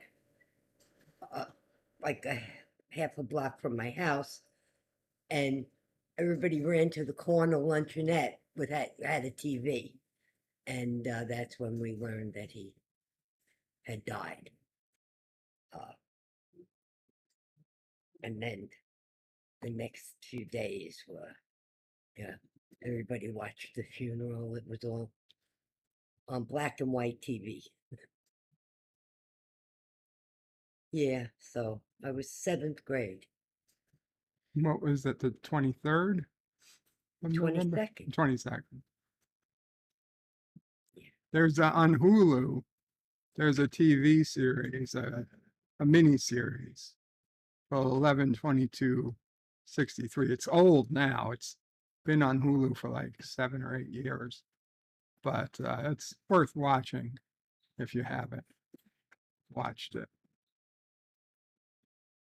Dear Bob, explain this image. What's with the blood on the objects? I have no idea. It's you. You should ask Yitza, I would guess. Yitza made it. Oh, it's from my Twitter. I think that's Fortean's. Is that Fortean's avatar or something? I don't know. I think I uploaded it for somebody. I have no explanation for that image.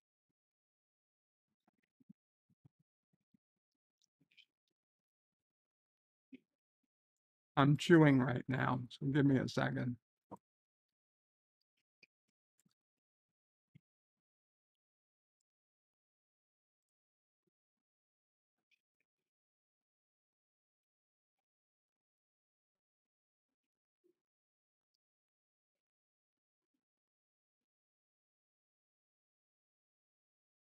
Biden's moonshot examined. Researchers say cancer cure is a long ways off. Well, he didn't say we were going to work on a cancer cure. He said he was going to cure cancer. And unlike JFK, he didn't say we will cure cancer within the decade.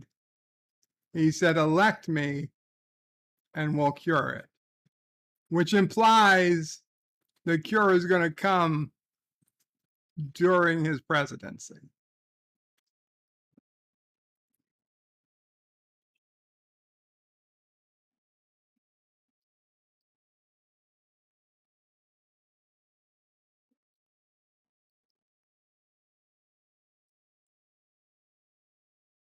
Dear Bob, if you could have one celebrity as president, who would you pick?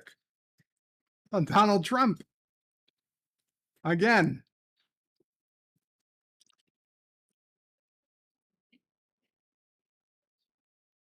I know people are gonna be like, oh my God, but the truth is 90% of what people hate about Trump is wrong. They were lied to. It just isn't real. And the 10% that is legit, I really don't give a shit about. I mean, he's not perfect, don't get me wrong. He's just better than anyone else willing to take the job.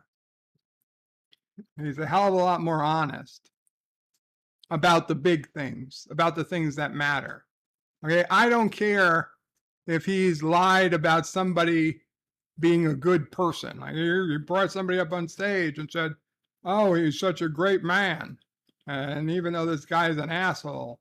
But yeah, but that's just the thing you do. You bring somebody up on stage, you say, oh, they're a great person. I don't care. Right?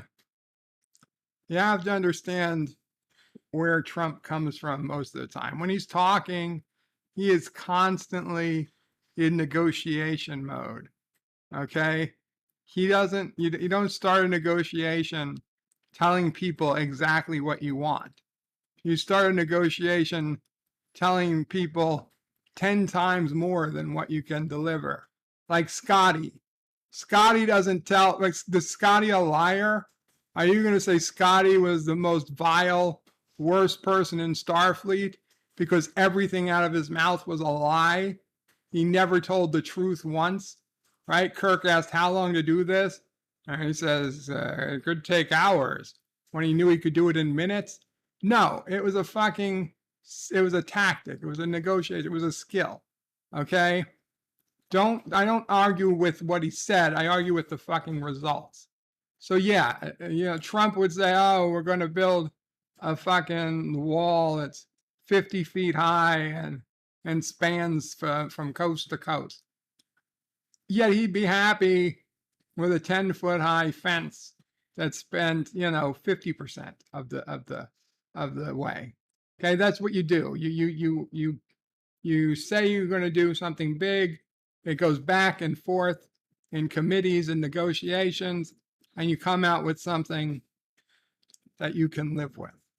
That's one thing. People always say, "Oh, well, Trump this, Trump that." Yeah, he makes big promises, but he understands the reality of the situation. That's a fucking negotiation. Okay? Oh, Trump is racist. Trump is racist. You know what? I'm sure he was to a point back in the day, but also he literally got awards from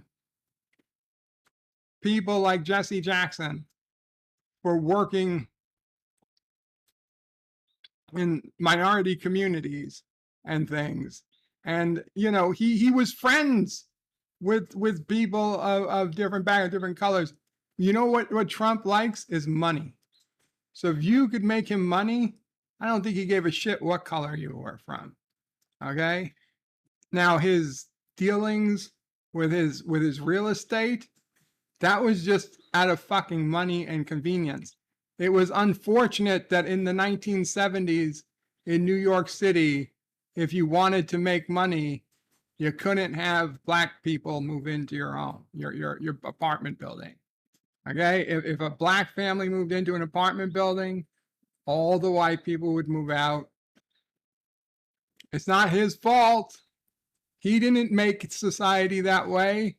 That was the fucking reality of the situation. We saw it. We saw it firsthand. We lived through it. Same thing with neighborhoods. The fucking real estate agents, they had it planned out decades in advance. Decades in advance. Mom will pray and Dad will pray tried to buy a house in a neighborhood, and they wouldn't even fucking take them to go to the house. And like, we know the house is open, it's for sale. Mom, we're like, we know the house is for sale. No, you don't want to buy a house. What do you mean you don't want to buy? Yes, we do want to buy a house. No, you don't. That neighborhood is, and sure enough, is to change within 5 years. slated. That was what they were told. Slated to change within 5 years, and sure enough, it fucking did. Just as they were told it would. And like, there were families looking like, oh, we've got a house next door, a house on this block that's for sale. They couldn't fucking, they were the wrong color. They didn't get a chance to see the house. I'm not saying the wrong color was white. The wrong color was white. Okay, you couldn't get. They wouldn't bring a white person to the neighborhood. They were only selling the homes at that point to minorities because they had already set aside this neighborhood to be changed from a white neighborhood, not to a diverse neighborhood, to an all minority neighborhood. That was the fucking way the world worked back then. So yeah, I'm sure Sell believed that he didn't want to rent to black people or sell to black people because he didn't want to fucking lose money, not because he hated them.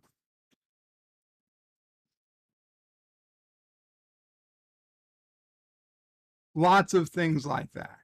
Lots of things like that.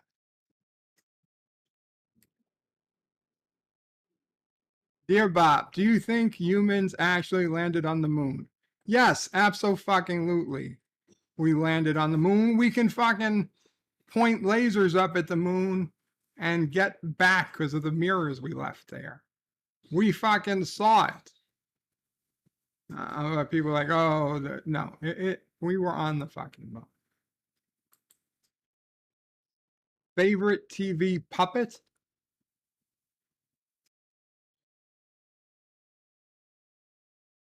Favorite TV puppet? I mean, yeah, I don't. Kermit isn't really my favorite.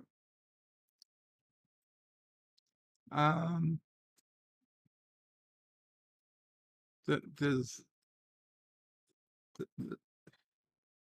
Oscar the Grouch count? The puppet? So just a person in a costume.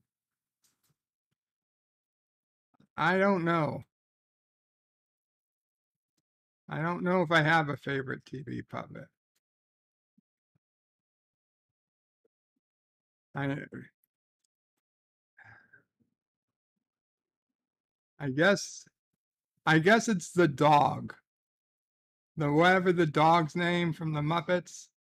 That's the one. I know the fact I don't know his name is not a great start to him being my favorite, but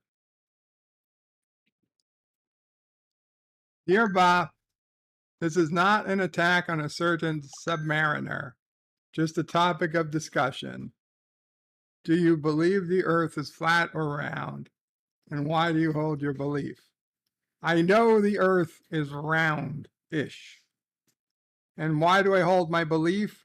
Because I'm not a fucking idiot. I'm sorry.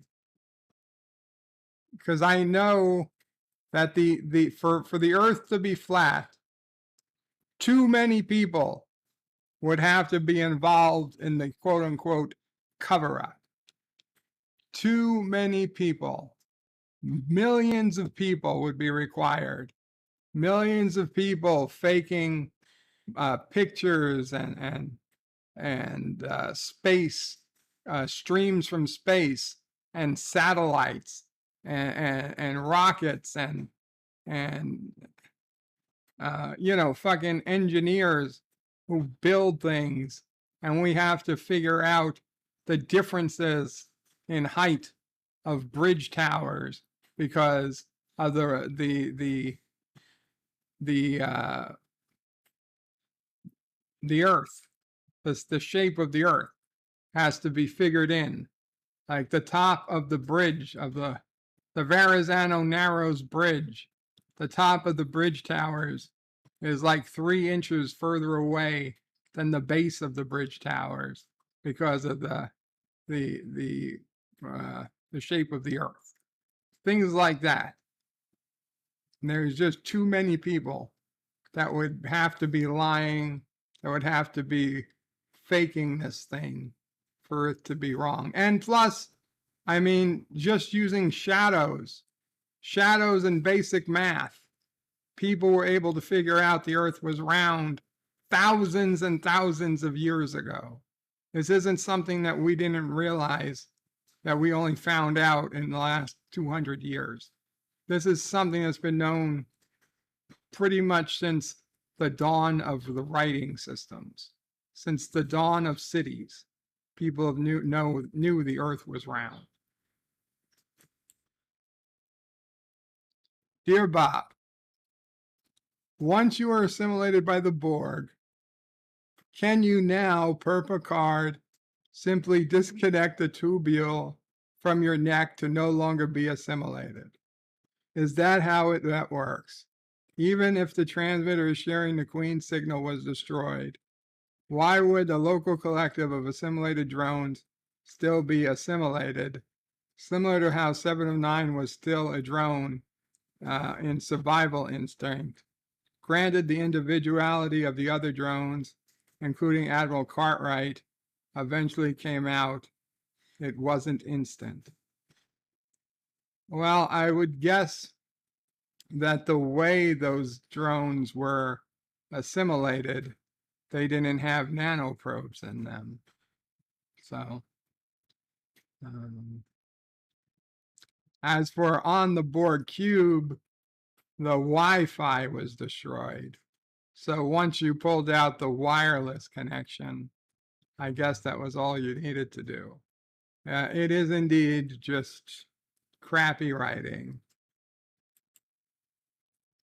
Dear Bob, please confirm that this is the best thing you've seen or heard today. Well, that's going to be a tall order, but let's see. Oh, it's a baby beagle puppy. Oh, it's 2 baby beagle puppies. Oh, Sassy, 2 baby beagle Sassies. Oh, an Easter basket. 2 baby beagles in an Easter basket. Yes, Well, it's the second best thing I've seen today. Oh, That was the best thing I saw today. Thank you again, 205, for your kissing dax. No, It's okay, Dad. but pretty close. Dear Bob, I am Berto Prey 5, and I need to make a confession.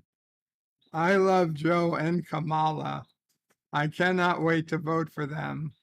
I think they're the greatest duo we've ever had running the country. I look forward to early voting as soon as possible for Joe Biden and Kamala Harris in 2024. You think I'm joking, but I bet good money that Joe Biden, Kamala Harris is not going to be a ticket in 2024. I think Kamala is going to try to run herself. Stan Lee says 2 beagles, 1 bastard. Dear Bob, do you need one of these? Cute beagle puppy. Oh, no, I don't need any more beagles. But thank you. We have enough beagles. But beagle puppies are super cute. Dear Bob, wait for him. He has little legs. Aww. Oh, look at the little leg. Look at the little legs on the little beagle puppy. Aw. Aw.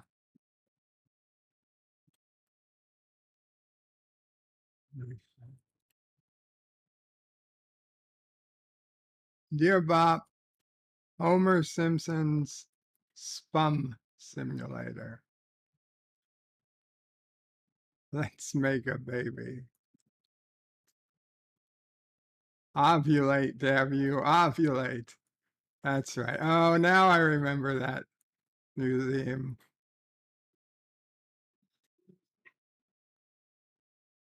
Yes, okay. I remember that episode now. Dear Bob, you need to get Dear Bops more quickly.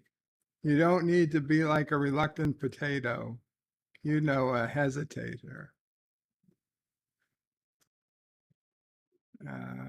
Okay.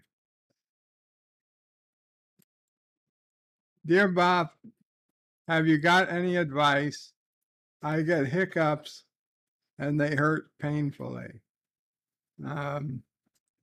Sugar, powdered sugar, a spoonful of powdered sugar is granulated sugar is the best way to stop hiccups. For me, it was my last resort, but it works. Dear Bob, what size sports cup do you recommend? You must be size XXXXXXXXL. You know, I've never played a sport where I needed to wear a sports cup. I would recommend against playing such sports because, you know, it would hurt. It would hurt regardless of wearing a cup or not. Dear Bob, opinions on this, please. Michael Jackson pet chimp Bubbles turned 40 with a party fit for pet royalty. April 29, 2023. His birthday was a real thriller. Bubbles, Michael Jackson's pet chimpanzee, turned 40 and celebrated with a party befitting the king of pop's pet. I had no idea that Michael Jackson had a chimp that was still alive and still getting the royal treatment. I'm not surprised, but I had no idea. I really have no opinions. I mean, the man had money. He wanted to use the money to provide for his pets. I guess I understand that. I would want to provide for my pets if God forbid something happened to me. So good for Bubbles. Dear Bob, Donald Trump is a no good lying piece of shit. His biggest lie, getting the American people to believe he was a Republican and a conservative. He is neither. He's a neocon with traditionally leftist values. Actually, you're somewhat correct. He, as a New Yorker, he is a conservative as the New Yorker goes, as of which I am a New Yorker as well. And you're right, he is not he is absolutely not a diehard conservative. Donald Trump is the moderate candidate. Donald Trump is the moderate candidate that 99% of America wanted before he ran, right? If you had asked people, maybe not 99, but the majority of people, 70+% of people, okay, before Donald Trump actually ran, what did they want? They wanted a moderate, okay? And for years, we had a system set up where the most conservative and the most liberal people would win their party's nominations, and then they would be set up and they would go to elections, and it would be like an all or nothing type of thing. Donald Trump hijacked, and not in a bad way, the Republican Party. He was clearly a moderate, and yet somehow was able to get the votes of the extreme right. But I was there. I watched. All you had to do was watch the man in his very first political debate, in his very first debate. Donald Trump, remember there was like 20 Republicans on stage in that very first Republican debate in 2016 or 2015? Donald Trump was the only Republican on that stage who had something positive to say about Planned Parenthood. Oh, he was anti-abortion, but he was positive about the other things Planned Parenthood did. He was the only one with the fucking balls to go up on stage during a Republican debate and say, you know, Planned Parenthood isn't all fucking bad. And what did he get for that? He got attacked by the right and he got attacked by the left. Nobody fucking gave him credit because the media, they didn't want that. That was a man who was literally reaching across aisles, and that scared the shit. That scared the shit out of the media, out of the swamp. Okay, here was a man who would have reached across aisles, was literally calling it as he saw it, and that's what scared the so-called swamp. That's when people realized they had to get rid of him. They had to kill his campaign. Thank you. And they thought they did. And they were shocked. They were shocked on that night when he ended up winning that first time. They thought there was no chance in hell he was going to win. And it shocked them. And then they made damn sure that he would never be able to win again. And that's why, to the people who watch me here, who I know you are good people, you're smart people, just go back and look at the things he said and done. Don't look at what the media says he's done. Look at what he's actually done. He actually got up on stage and said Planned Parenthood does a lot of good work. Because you know what? They do. I don't like the abortion part, but they do a lot of other things too. The only fucking Republican to go up on stage and say that.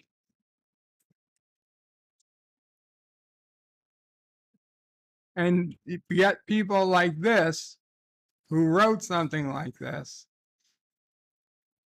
And you're right.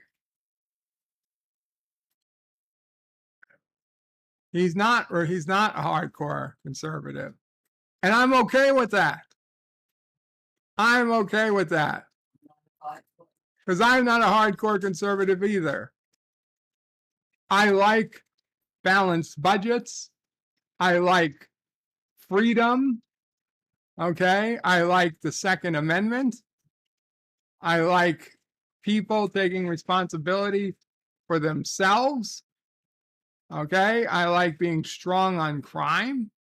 I like, I don't like any form of discrimination, whether that's, you know, I don't like putting quotas on things. Okay. I don't like that. I want the best person for the job. I want to keep the country safe and secure. I want to help people. If somebody really needs help, I think we should help them, especially if they're an American citizen. But I think we should have ways of helping non-citizens too, not to the detriment of our own country, but something. But these are standard values that most of the country were always for. Moderate values. And Richie Poole says, I know you're a good person, even though you like Trump. Well, thank you, Richie. Tell him. I said, I know he's a good person, even though he don't like Trump. I'm sure he heard you. No, okay. Mama. Dear Bob, Ralph was the dog. Yes, Ralph. Ralph. Dear Bob, hashtag renew the Orville with better writers. Dear Bob, Bird 0, LDG 1, who's next? Yeah, if anyone else is interested in playing LDG versus Wordle, you know, by all means, talk to him. Go to freethenet.org/underground. Dear Bob, I hope somebody clipped the audio of Bert admitting his love for Joe and Kamala. Dear Bob, Confucius say, man who stand on toilet high on pot.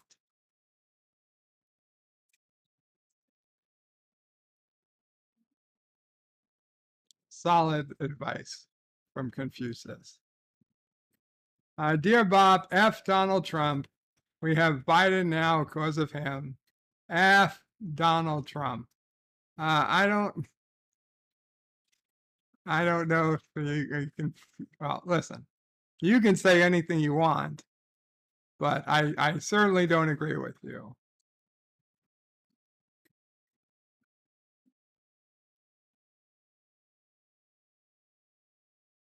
Donald Trump gave up millions, if not billions of dollars to be president.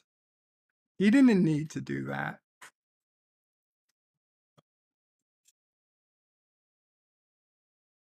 Dear Bob, balanced budget, taking responsibility.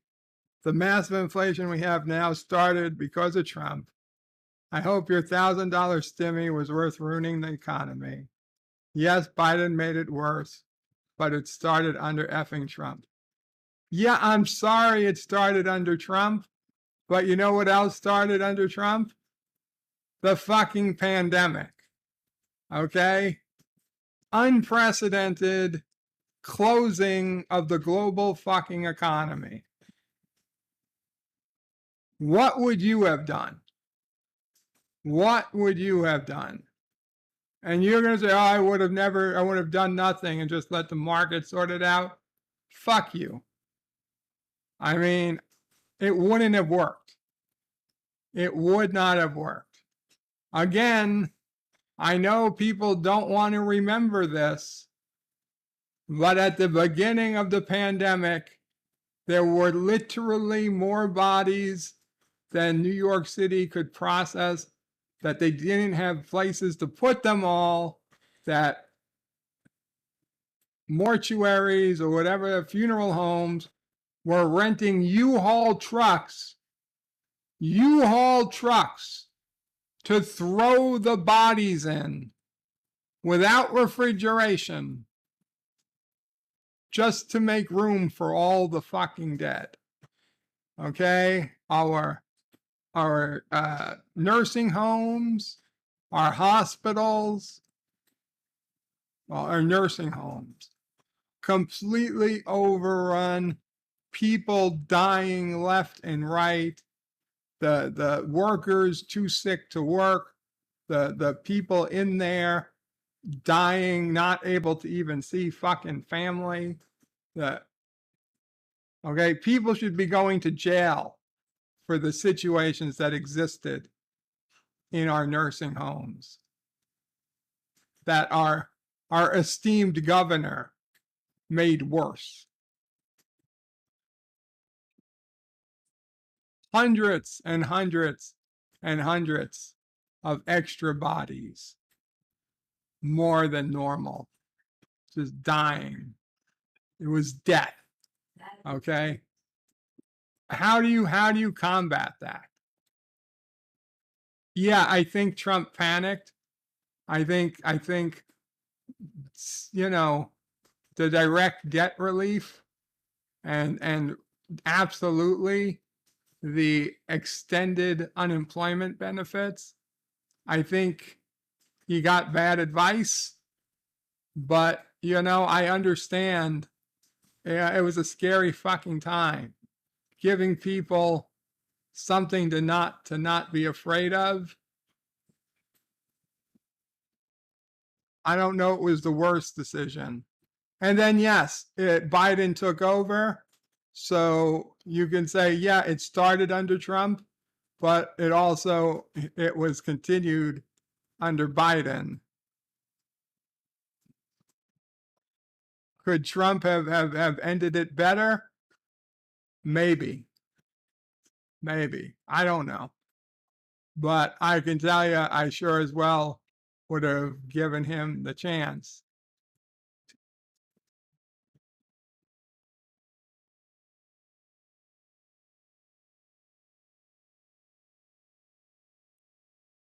Dear Bob, Confucius also say, man who fought in church must sit in his own pew. Not as good as the last Confucius. Dear Bob, I dedicate this song to you. Obviously, I can't play the song. Who let the dogs out? Who let the dogs out? Sassy, who let the dogs out?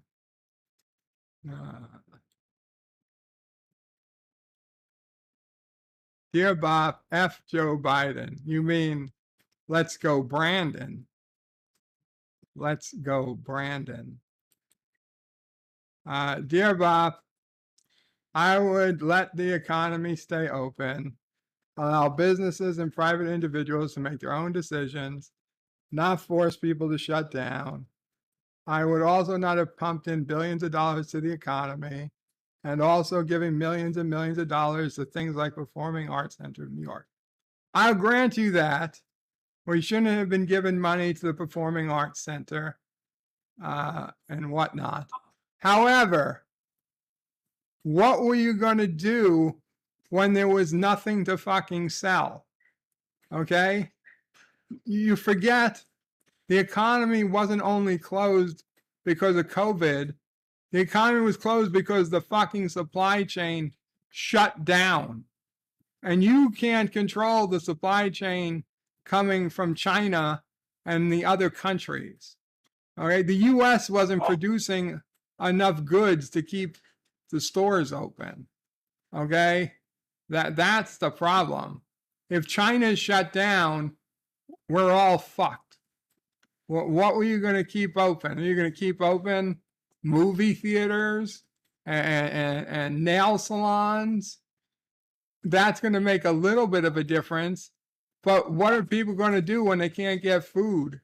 When they can't get out and go, you know, nail salons aren't going to do well when they don't have fucking soap, when they don't have, you know, nail brushes, when they don't have all the things they're going to need to do things.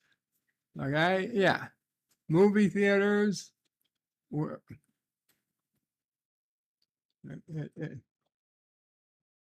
You could have kept a little bit of the economy going, but you weren't going to be able to keep it all. And once one start broke down and it stopped, it would just be a whole domino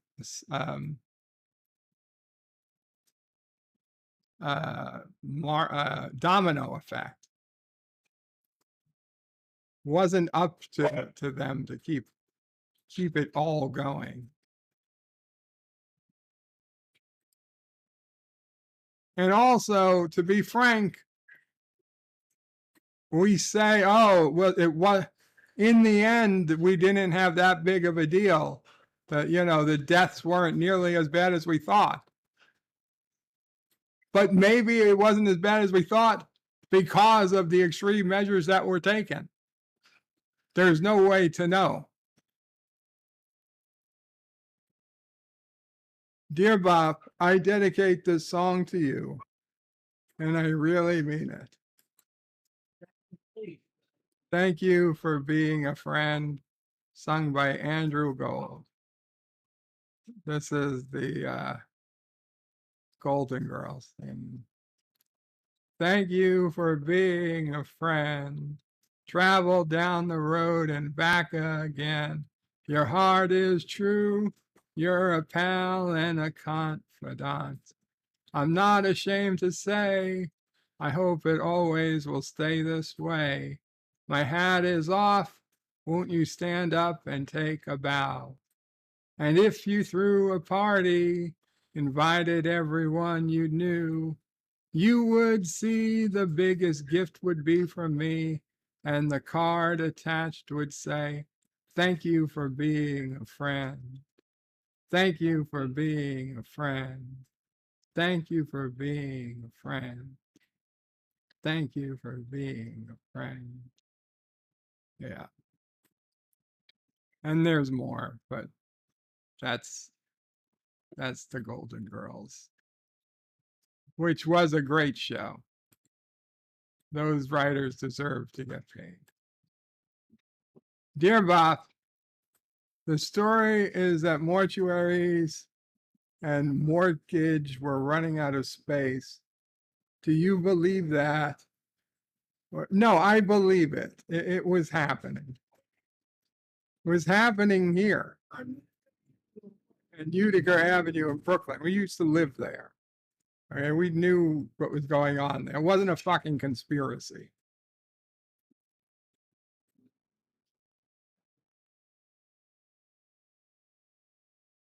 Dear Bob, remember the ship they brought to New York Harbor was using it as a morgue? No, they weren't using it as a morgue. The ship they brought to New York Harbor, they were only using it as a replacement hospital. The people who had COVID were supposed to go to the real hospitals, The people who had broken legs and shit were supposed to go onto the ship. How many people end up using? Oh yes, it went unused. It went unused because everybody was afraid to go to the fucking hospital. Okay, that was the problem. People were afraid to go out. Nobody went to the hospital for months. For months.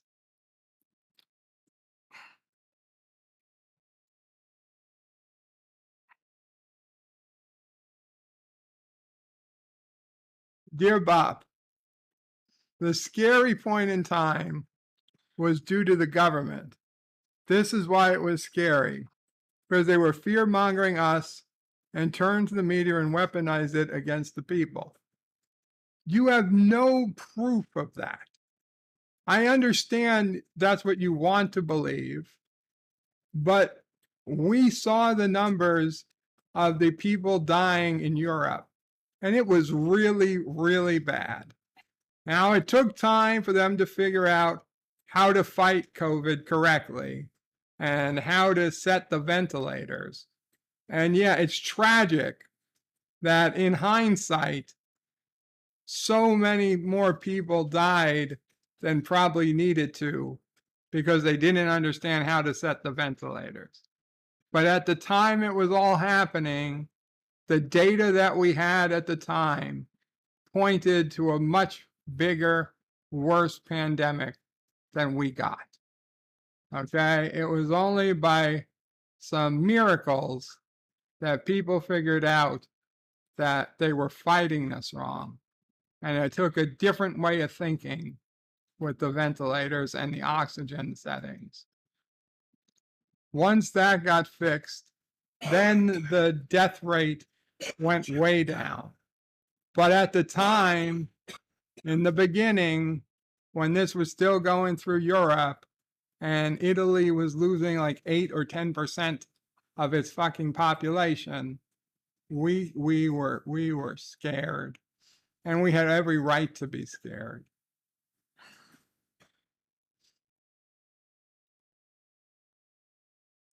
Dear Bob, yes, I would have kept everything open.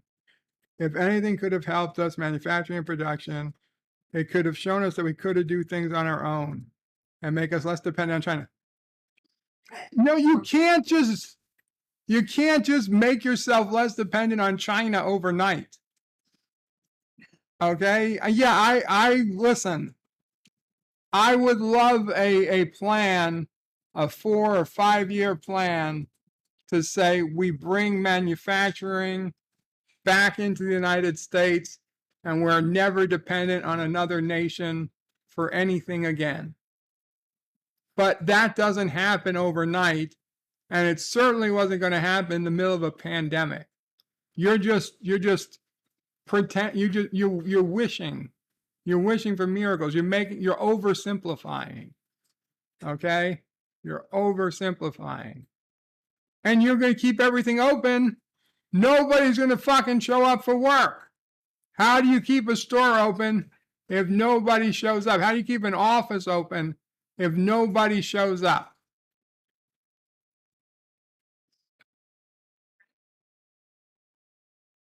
Right? You understand, in a city like New York City, they shut down the subways.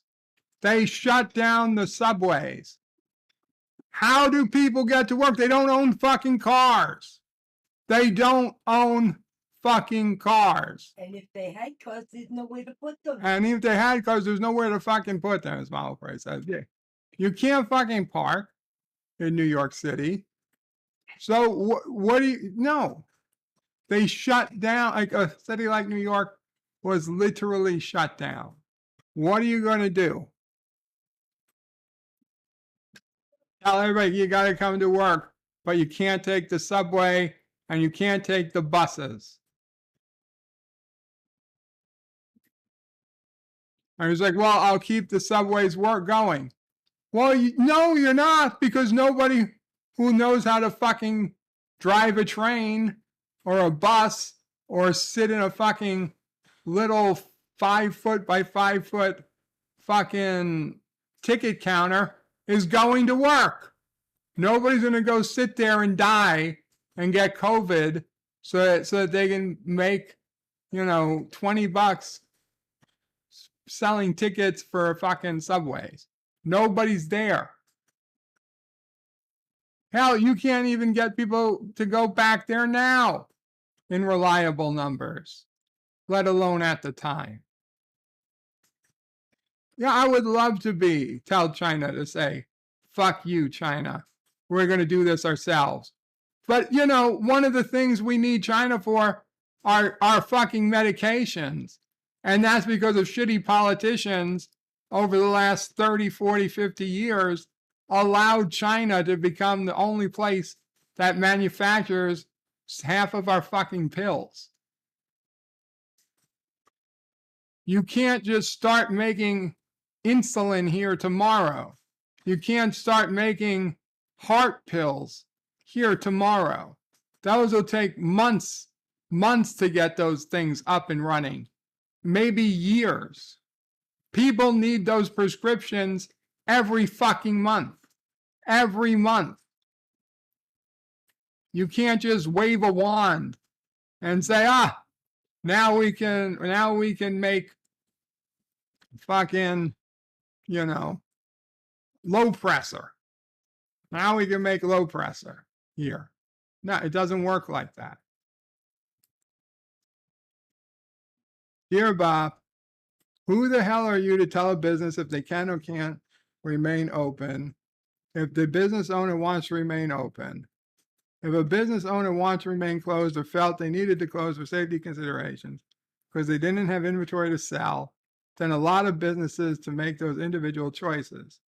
The fact is Trump started the shutdowns, supported the shutdowns, which is a very socialist and communist way to run things, compared to a capitalist society in which individuals have freedoms to make choices that they feel are best for them. A storefront could have remained open and nobody went to them. That is allowing the store owner to run things as they see fit. And when consumers also make their own choices, which is best for them. And you know what? I wouldn't have had problems with that. Okay? But the shutdowns that were stopping people from going to work, those were local. Those were local shutdowns. Okay, those came from cities. Trump didn't fucking say that little person, little gas station had to close down. Federal law didn't require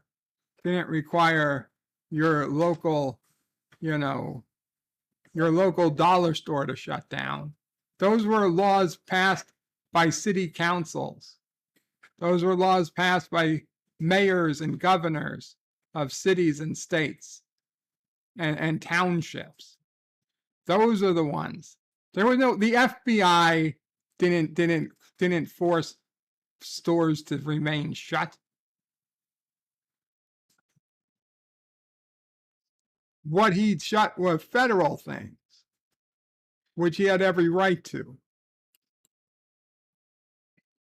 Dear Bob, can you explain this?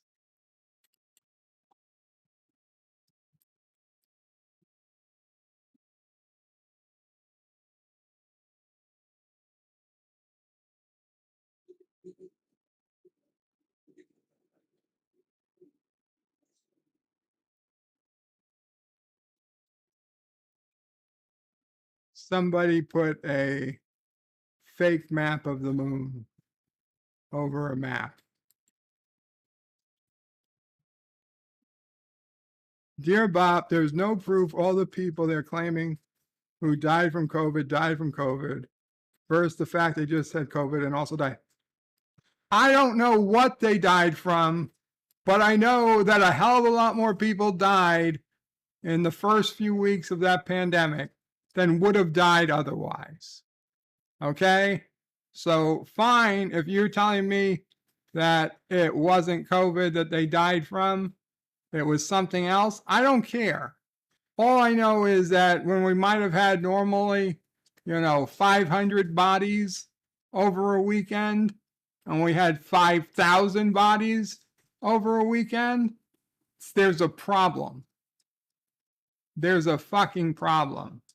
Okay? When maybe 1 or 2 people die a month in a nursing home, and instead 65% of the nursing home dies, that's a fucking problem. I don't care if you say, well, it's not COVID, that they had something else that they technically died of. It doesn't matter. It doesn't fucking matter to me. I'm not arguing they died of COVID. I'm just arguing they died. Something killed them. If you want to say it was staph infection, fine. I don't care. What I do know is that it was fucking disgusting. It was toxic, and it was sad. Super, super sad. And I'm going to be fucking with this revisionist history that it wasn't that bad. No, it was bad. It might not have been as bad as we thought it was going to be. Okay? And I'm not saying the government did everything right. I don't think they did. But it also wasn't nothing. It wasn't just a bad flu season. That's just bullshit. I was here. Okay, we know what bad flu seasons were. It wasn't that. Yes, Mom. I think the perspective is the people in more populated areas felt it more than people in rural areas. Mama praise, saying people in more populated areas felt it more than people in more rural areas. Yeah, I think that's true. If you're in a rural area and it didn't seem all that bad to you, that's by design. You should feel lucky. I mean, it was crazy. Richie Poole says, did the crime rate go down in NYC after they shut the subways? Well, I think it did, Richie. It went down. It went down because nobody was going outside.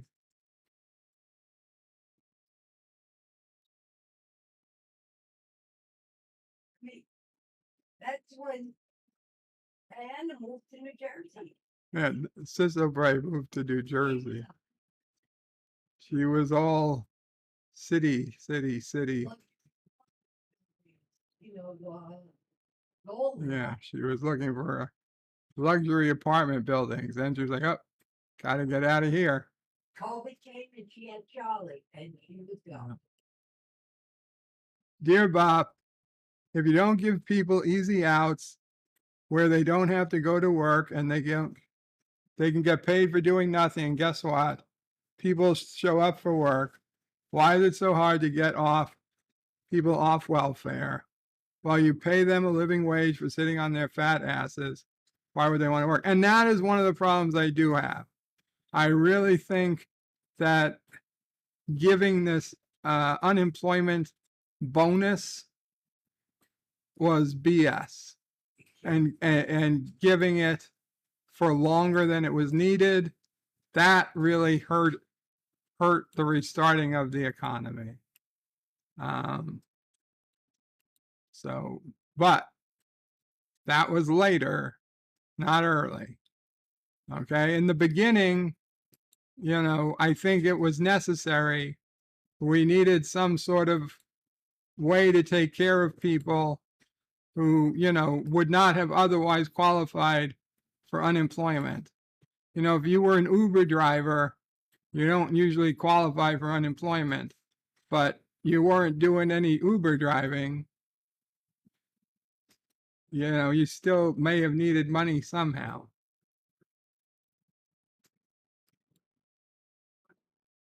Dear Bob, so dependent on China, why are we subsidizing U.S. farmers so much? If everything needs come from China, why are we spending money on farming whatsoever? Oh, because there are solutions here in the U.S. and we're too effing lazy to actually do it. food, not everything comes from China, okay? Manufactured goods come from China. Corn, soybeans, chickens, meat, although some meat does get processed in China, which is disturbing, but those things come from the United States, okay? But if you want a wristwatch, if you want a cell phone, if you want a television, you want a piece of furniture, you want a clock, you want a microwave oven, okay? All those things are coming from China or parts that come from China. Okay, you want a fucking car. You want a car, 50% of that stuff is coming from China. The stuff that goes into the car. Subsidizing farmers, honestly, that's a separate issue. I don't like subsidizing farmers to not grow things. And the other thing I would do personally is undo the fucking requirement that we put ethanol in gasoline. Okay, the day that we made energy production that we started diverting food crops to energy production, and we made our food prices fight for energy prices, no, that was a really bad idea. Dear Bob, hi, I would like to know how many shuttle bays the Enterprise D had. I think 3 or 4. Yeah, I don't know. 3 or 4. You could probably Google it. Dear Bob, it's amazing we have this terrible disease that came out of nowhere, supposedly within months, actually have a vaccine against it. It's almost as if, shocker, those who made the disease knew how to create a cure for it, or at least a preventative, or at least a B excuse to get people to get vaccinated in a way that would cause heart failure, Mario Cartesis, and other issues.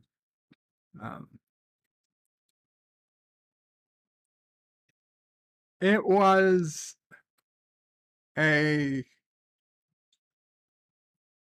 I think it was a fast-tracked, my opinion here, YouTube. This is personal opinion. My opinion is that it was a fast-tracked emergency vaccine. And I think that that's probably a factual statement. It clearly did not get the testing that a more traditional vaccine would have gotten.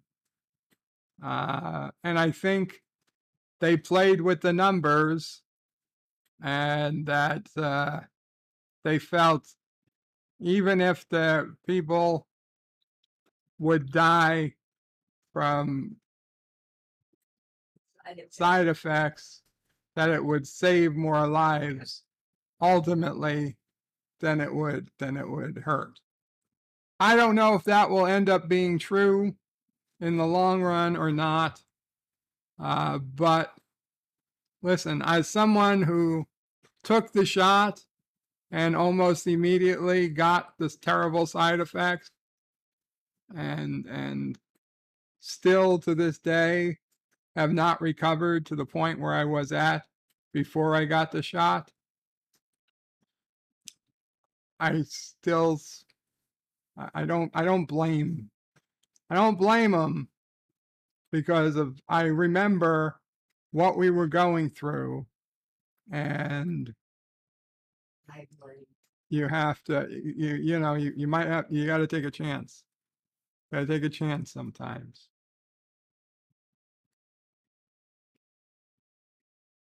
Dear Bob, well, that's it for the Dear Bops. Thanks for coming by. Always a lot of fun. Yeah, I know. We'll be ending the Dear Bops soon. Dear Vops, the shutdowns were directly a reaction to what the CDC was recommending. It came from the feds down to state and local levels. Yet it's still for the state and local levels to enact.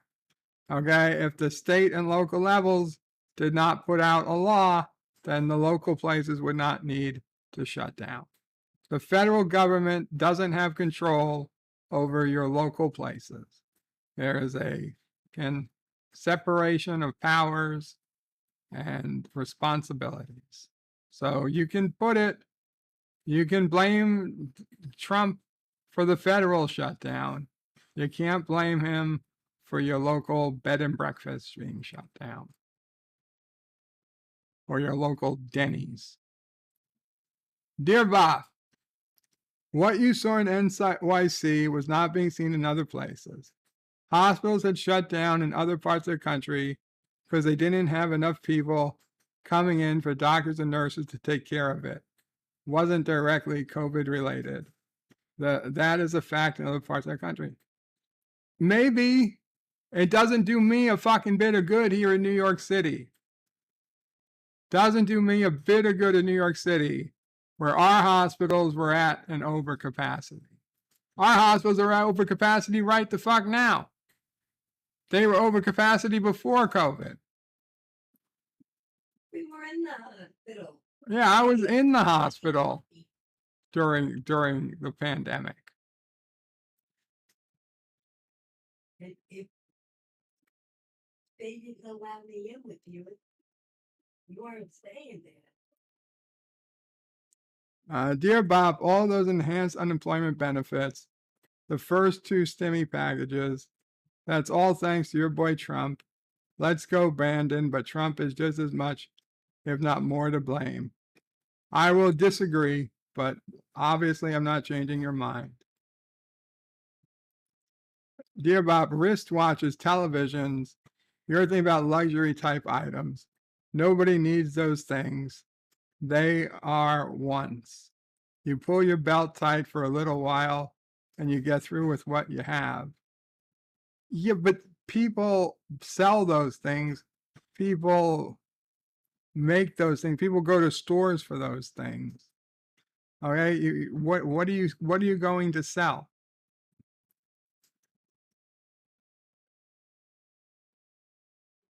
Dear Bob, we saw everything that was going to happen with COVID when the movie Outbreak came out in the 90s. And you know what? If you look at how things happened, they pretty much mimicked the movie. The only thing the monkey that caused this was actually a bat in a wet food market. Who's been holding up the damn elevator? I did not. I don't think I saw Outbreak. 205 donated $1.49 and says every medication has side effects. Vaccination was the largest one in the history, so the side effects are more visible. Since everybody reacts to the medicine differently, even antidepressants can cause depression and sleeping pills sleepiness. And that is a great reason why I hate taking pills. I take as few pills as humanly possible, despite my conditions. And Mama Bray takes even less. Dear Bob, the locals were threatened by the feds that they need to shut down, otherwise they would have funding withheld. It's one of the reasons why we have a 21-year-old drinking law. States don't get less federal road revenue. Just show me where New York City or something was threatened by the federal government to shut down during COVID. Because I don't ever remember hearing that happen. In fact, I mean, if that's true, then why did states like Florida and the rest come back? They said F you to all these things and they reopened. So it sounds like they were very capable of reopening anytime they wanted, which once they, the numbers came out and they looked around at what was happening, and they wisely, in some places, decided to say, you know what? I don't think this is working and we're going to reopen. And that's exactly what they did. That's exactly what they did. They reopened. There was nothing the federal government could do about it. So I don't know where you get this. Over here, New Jersey, Connecticut, and New York. Yeah, New York, Connecticut, and New Jersey made a pact at the beginning of COVID that they were all going to act as one. Yeah. Because they did, yeah, in fact, I remember this now. Yeah. Because there was this thing, they're like, oh shit, if we shut down bars in New York, everybody's going to go to New Jersey. And if we shut down gyms in Connecticut, everybody's going to come to New York. So the mayors and the governors of New York, Connecticut, and New Jersey got together and made a pact and said, from here on out, whatever we close, we're going to close together at the same time, because we don't want people just crossing the border and making our laws useless. So it was absolutely a local decision to do those things. Abso-fucking-lutely. And they also were allowing travel between the states without. Right, and they were allowing travel between the states without any type of testing because of that. Whereas if they, if one state was going to open, then they might have required COVID testing to go between the states, which would have been a fucking disaster. I mean, how do you, if people are trying to go to work, but you work in a different state, as is common for people who live and work throughout the New York, Connecticut, New Jersey area, you can't go to work and take a COVID test every day. Chrono says later taters. Last son of K says New York City and New York State didn't need to be threatened. They're Democratic stronghold. They won't listen to anything the federal Dems tell them. Yeah, but they don't listen to what Trump tells them, right? And speaking of Trump, again, for people who was the first fucking president to get the fucking COVID shot? It was Donald Trump. Trump was the one who, and maybe that you don't like now, but the COVID vaccine, that was done under Trump. And Trump was one of the first fucking people to get the shot. And remember when Trump was president, who was saying they weren't going to take the shot? The Democrats. The Democrats are on Twitter saying, I'm never going to take a vaccine that was created under Donald Trump. That's why I kind of wish Trump had stayed president, because the whole fucking fight would be ass backwards now. Because the Democrats were the ones saying we're not going to take the vaccine. As soon as Biden became president, all of a sudden they were taking the quote unquote Biden vaccine.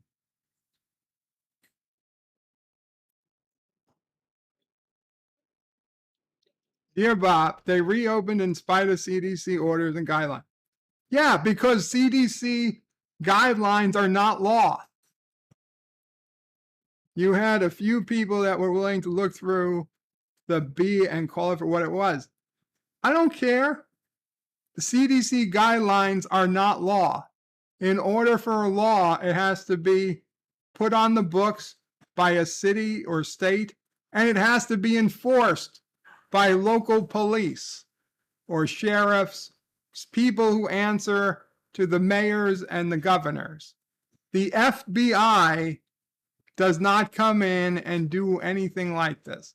The FBI was not going to be going to businesses and making sure there was, first off, federal law doesn't apply. And second, the FBI's got bigger things they need to worry about. Okay? The only way for these things to work would have been your local fucking police, who take orders from your mayors and your governors and your local boards. The CDC orders are guidelines. They're not law. And also, the Floridian situation is exactly why true conservatives need to be backing someone who can beat Joe Biden, Ron DeSantis. Look at how he handled things versus Trump. He took things under consideration, listened to advisors around him, quickly and decisively took action when he saw he was being told he did not measure up to the facts of the matter. That is why Florida is thriving. That is why Ron DeSantis needs to be oiled up as a pillar of a leader, and while Donald Trump is a no-good pile of crap. Well, I'm not saying DeSantis is bad, but I'm saying Donald Trump has already been there, and Donald Trump has a history of doing fucking good. So if it comes down to Trump versus DeSantis, Trump gets my vote. If it comes down to DeSantis versus Biden, then you're goddamn right, DeSantis is getting my vote.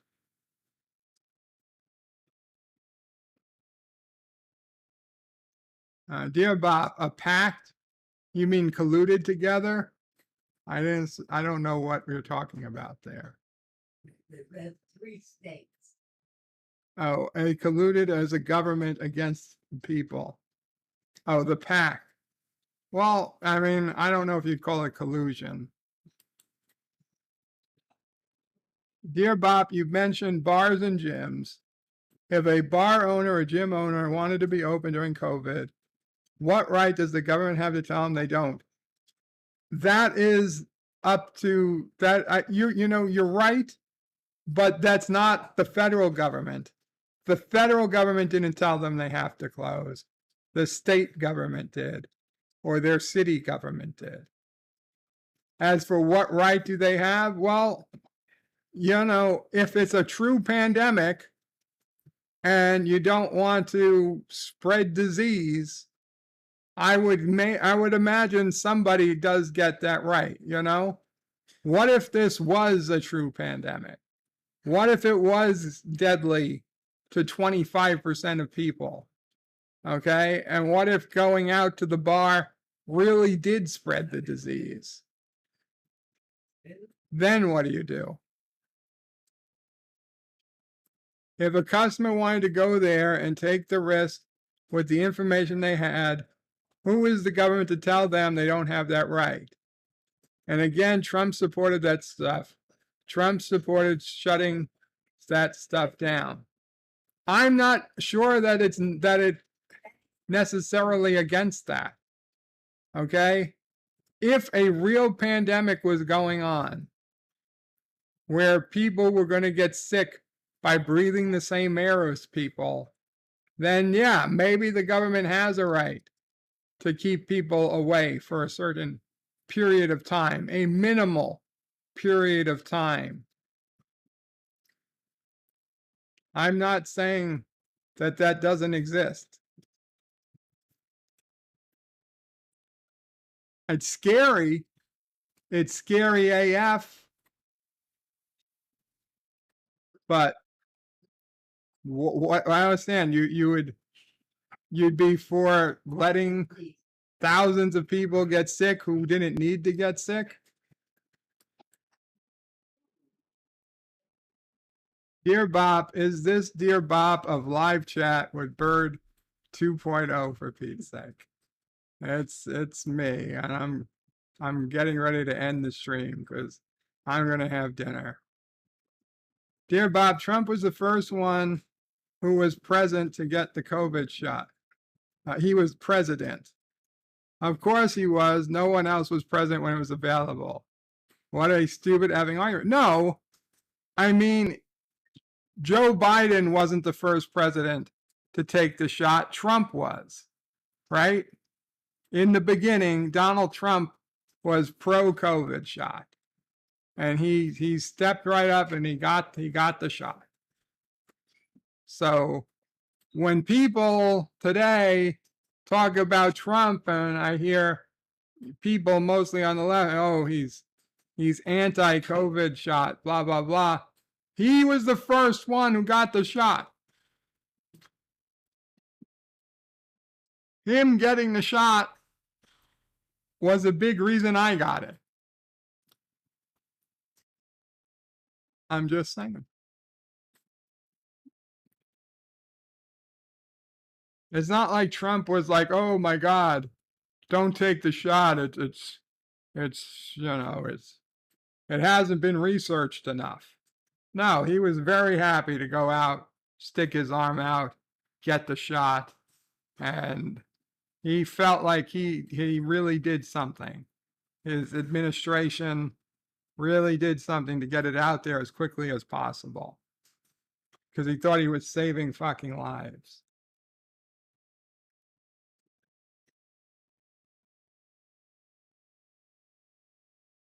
Anyway.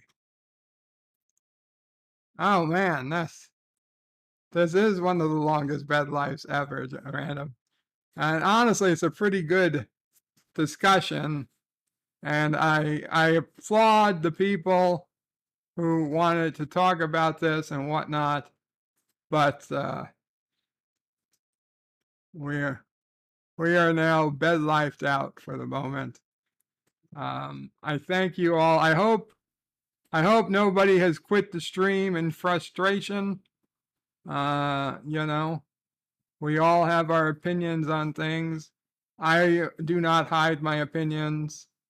I am willing to debate them whenever possible, and it was a good one today. I'm sorry we were not on a stream where I could invite people up and we could debate firsthand. Maybe tonight someone else will stream, and if you want to continue the discussion somewhere, we can.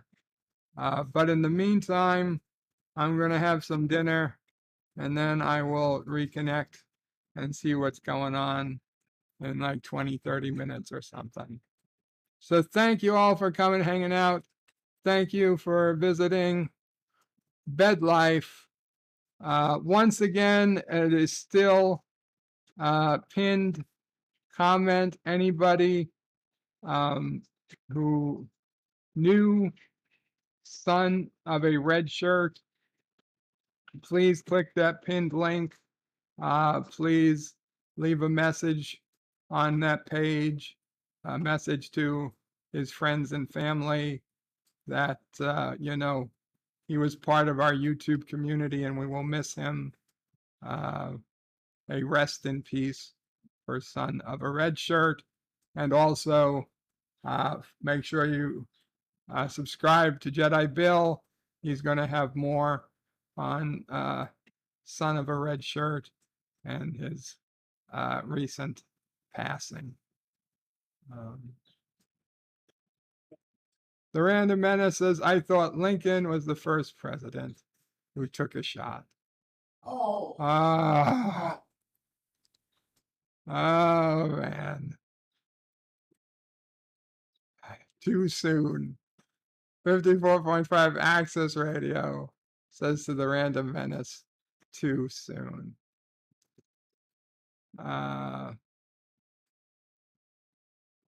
LDG puts in a link to the underground, says the doors are always open. Famous Bears, as I was going to, were you going to do a stream, Famous Bear? If you are, Famous Bear, let me know. You know what, Famous Bear? I'm going to go ahead and just make you a moderator.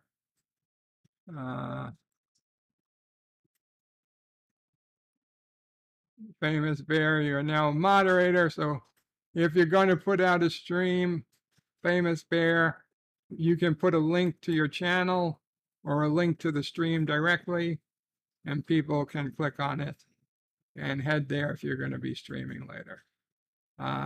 Head out to the underground in the meantime, or if anyone else is streaming, find them over there. Kapla all. Let us let us come together in a way that we can only do post-COVID with some kissing dacks.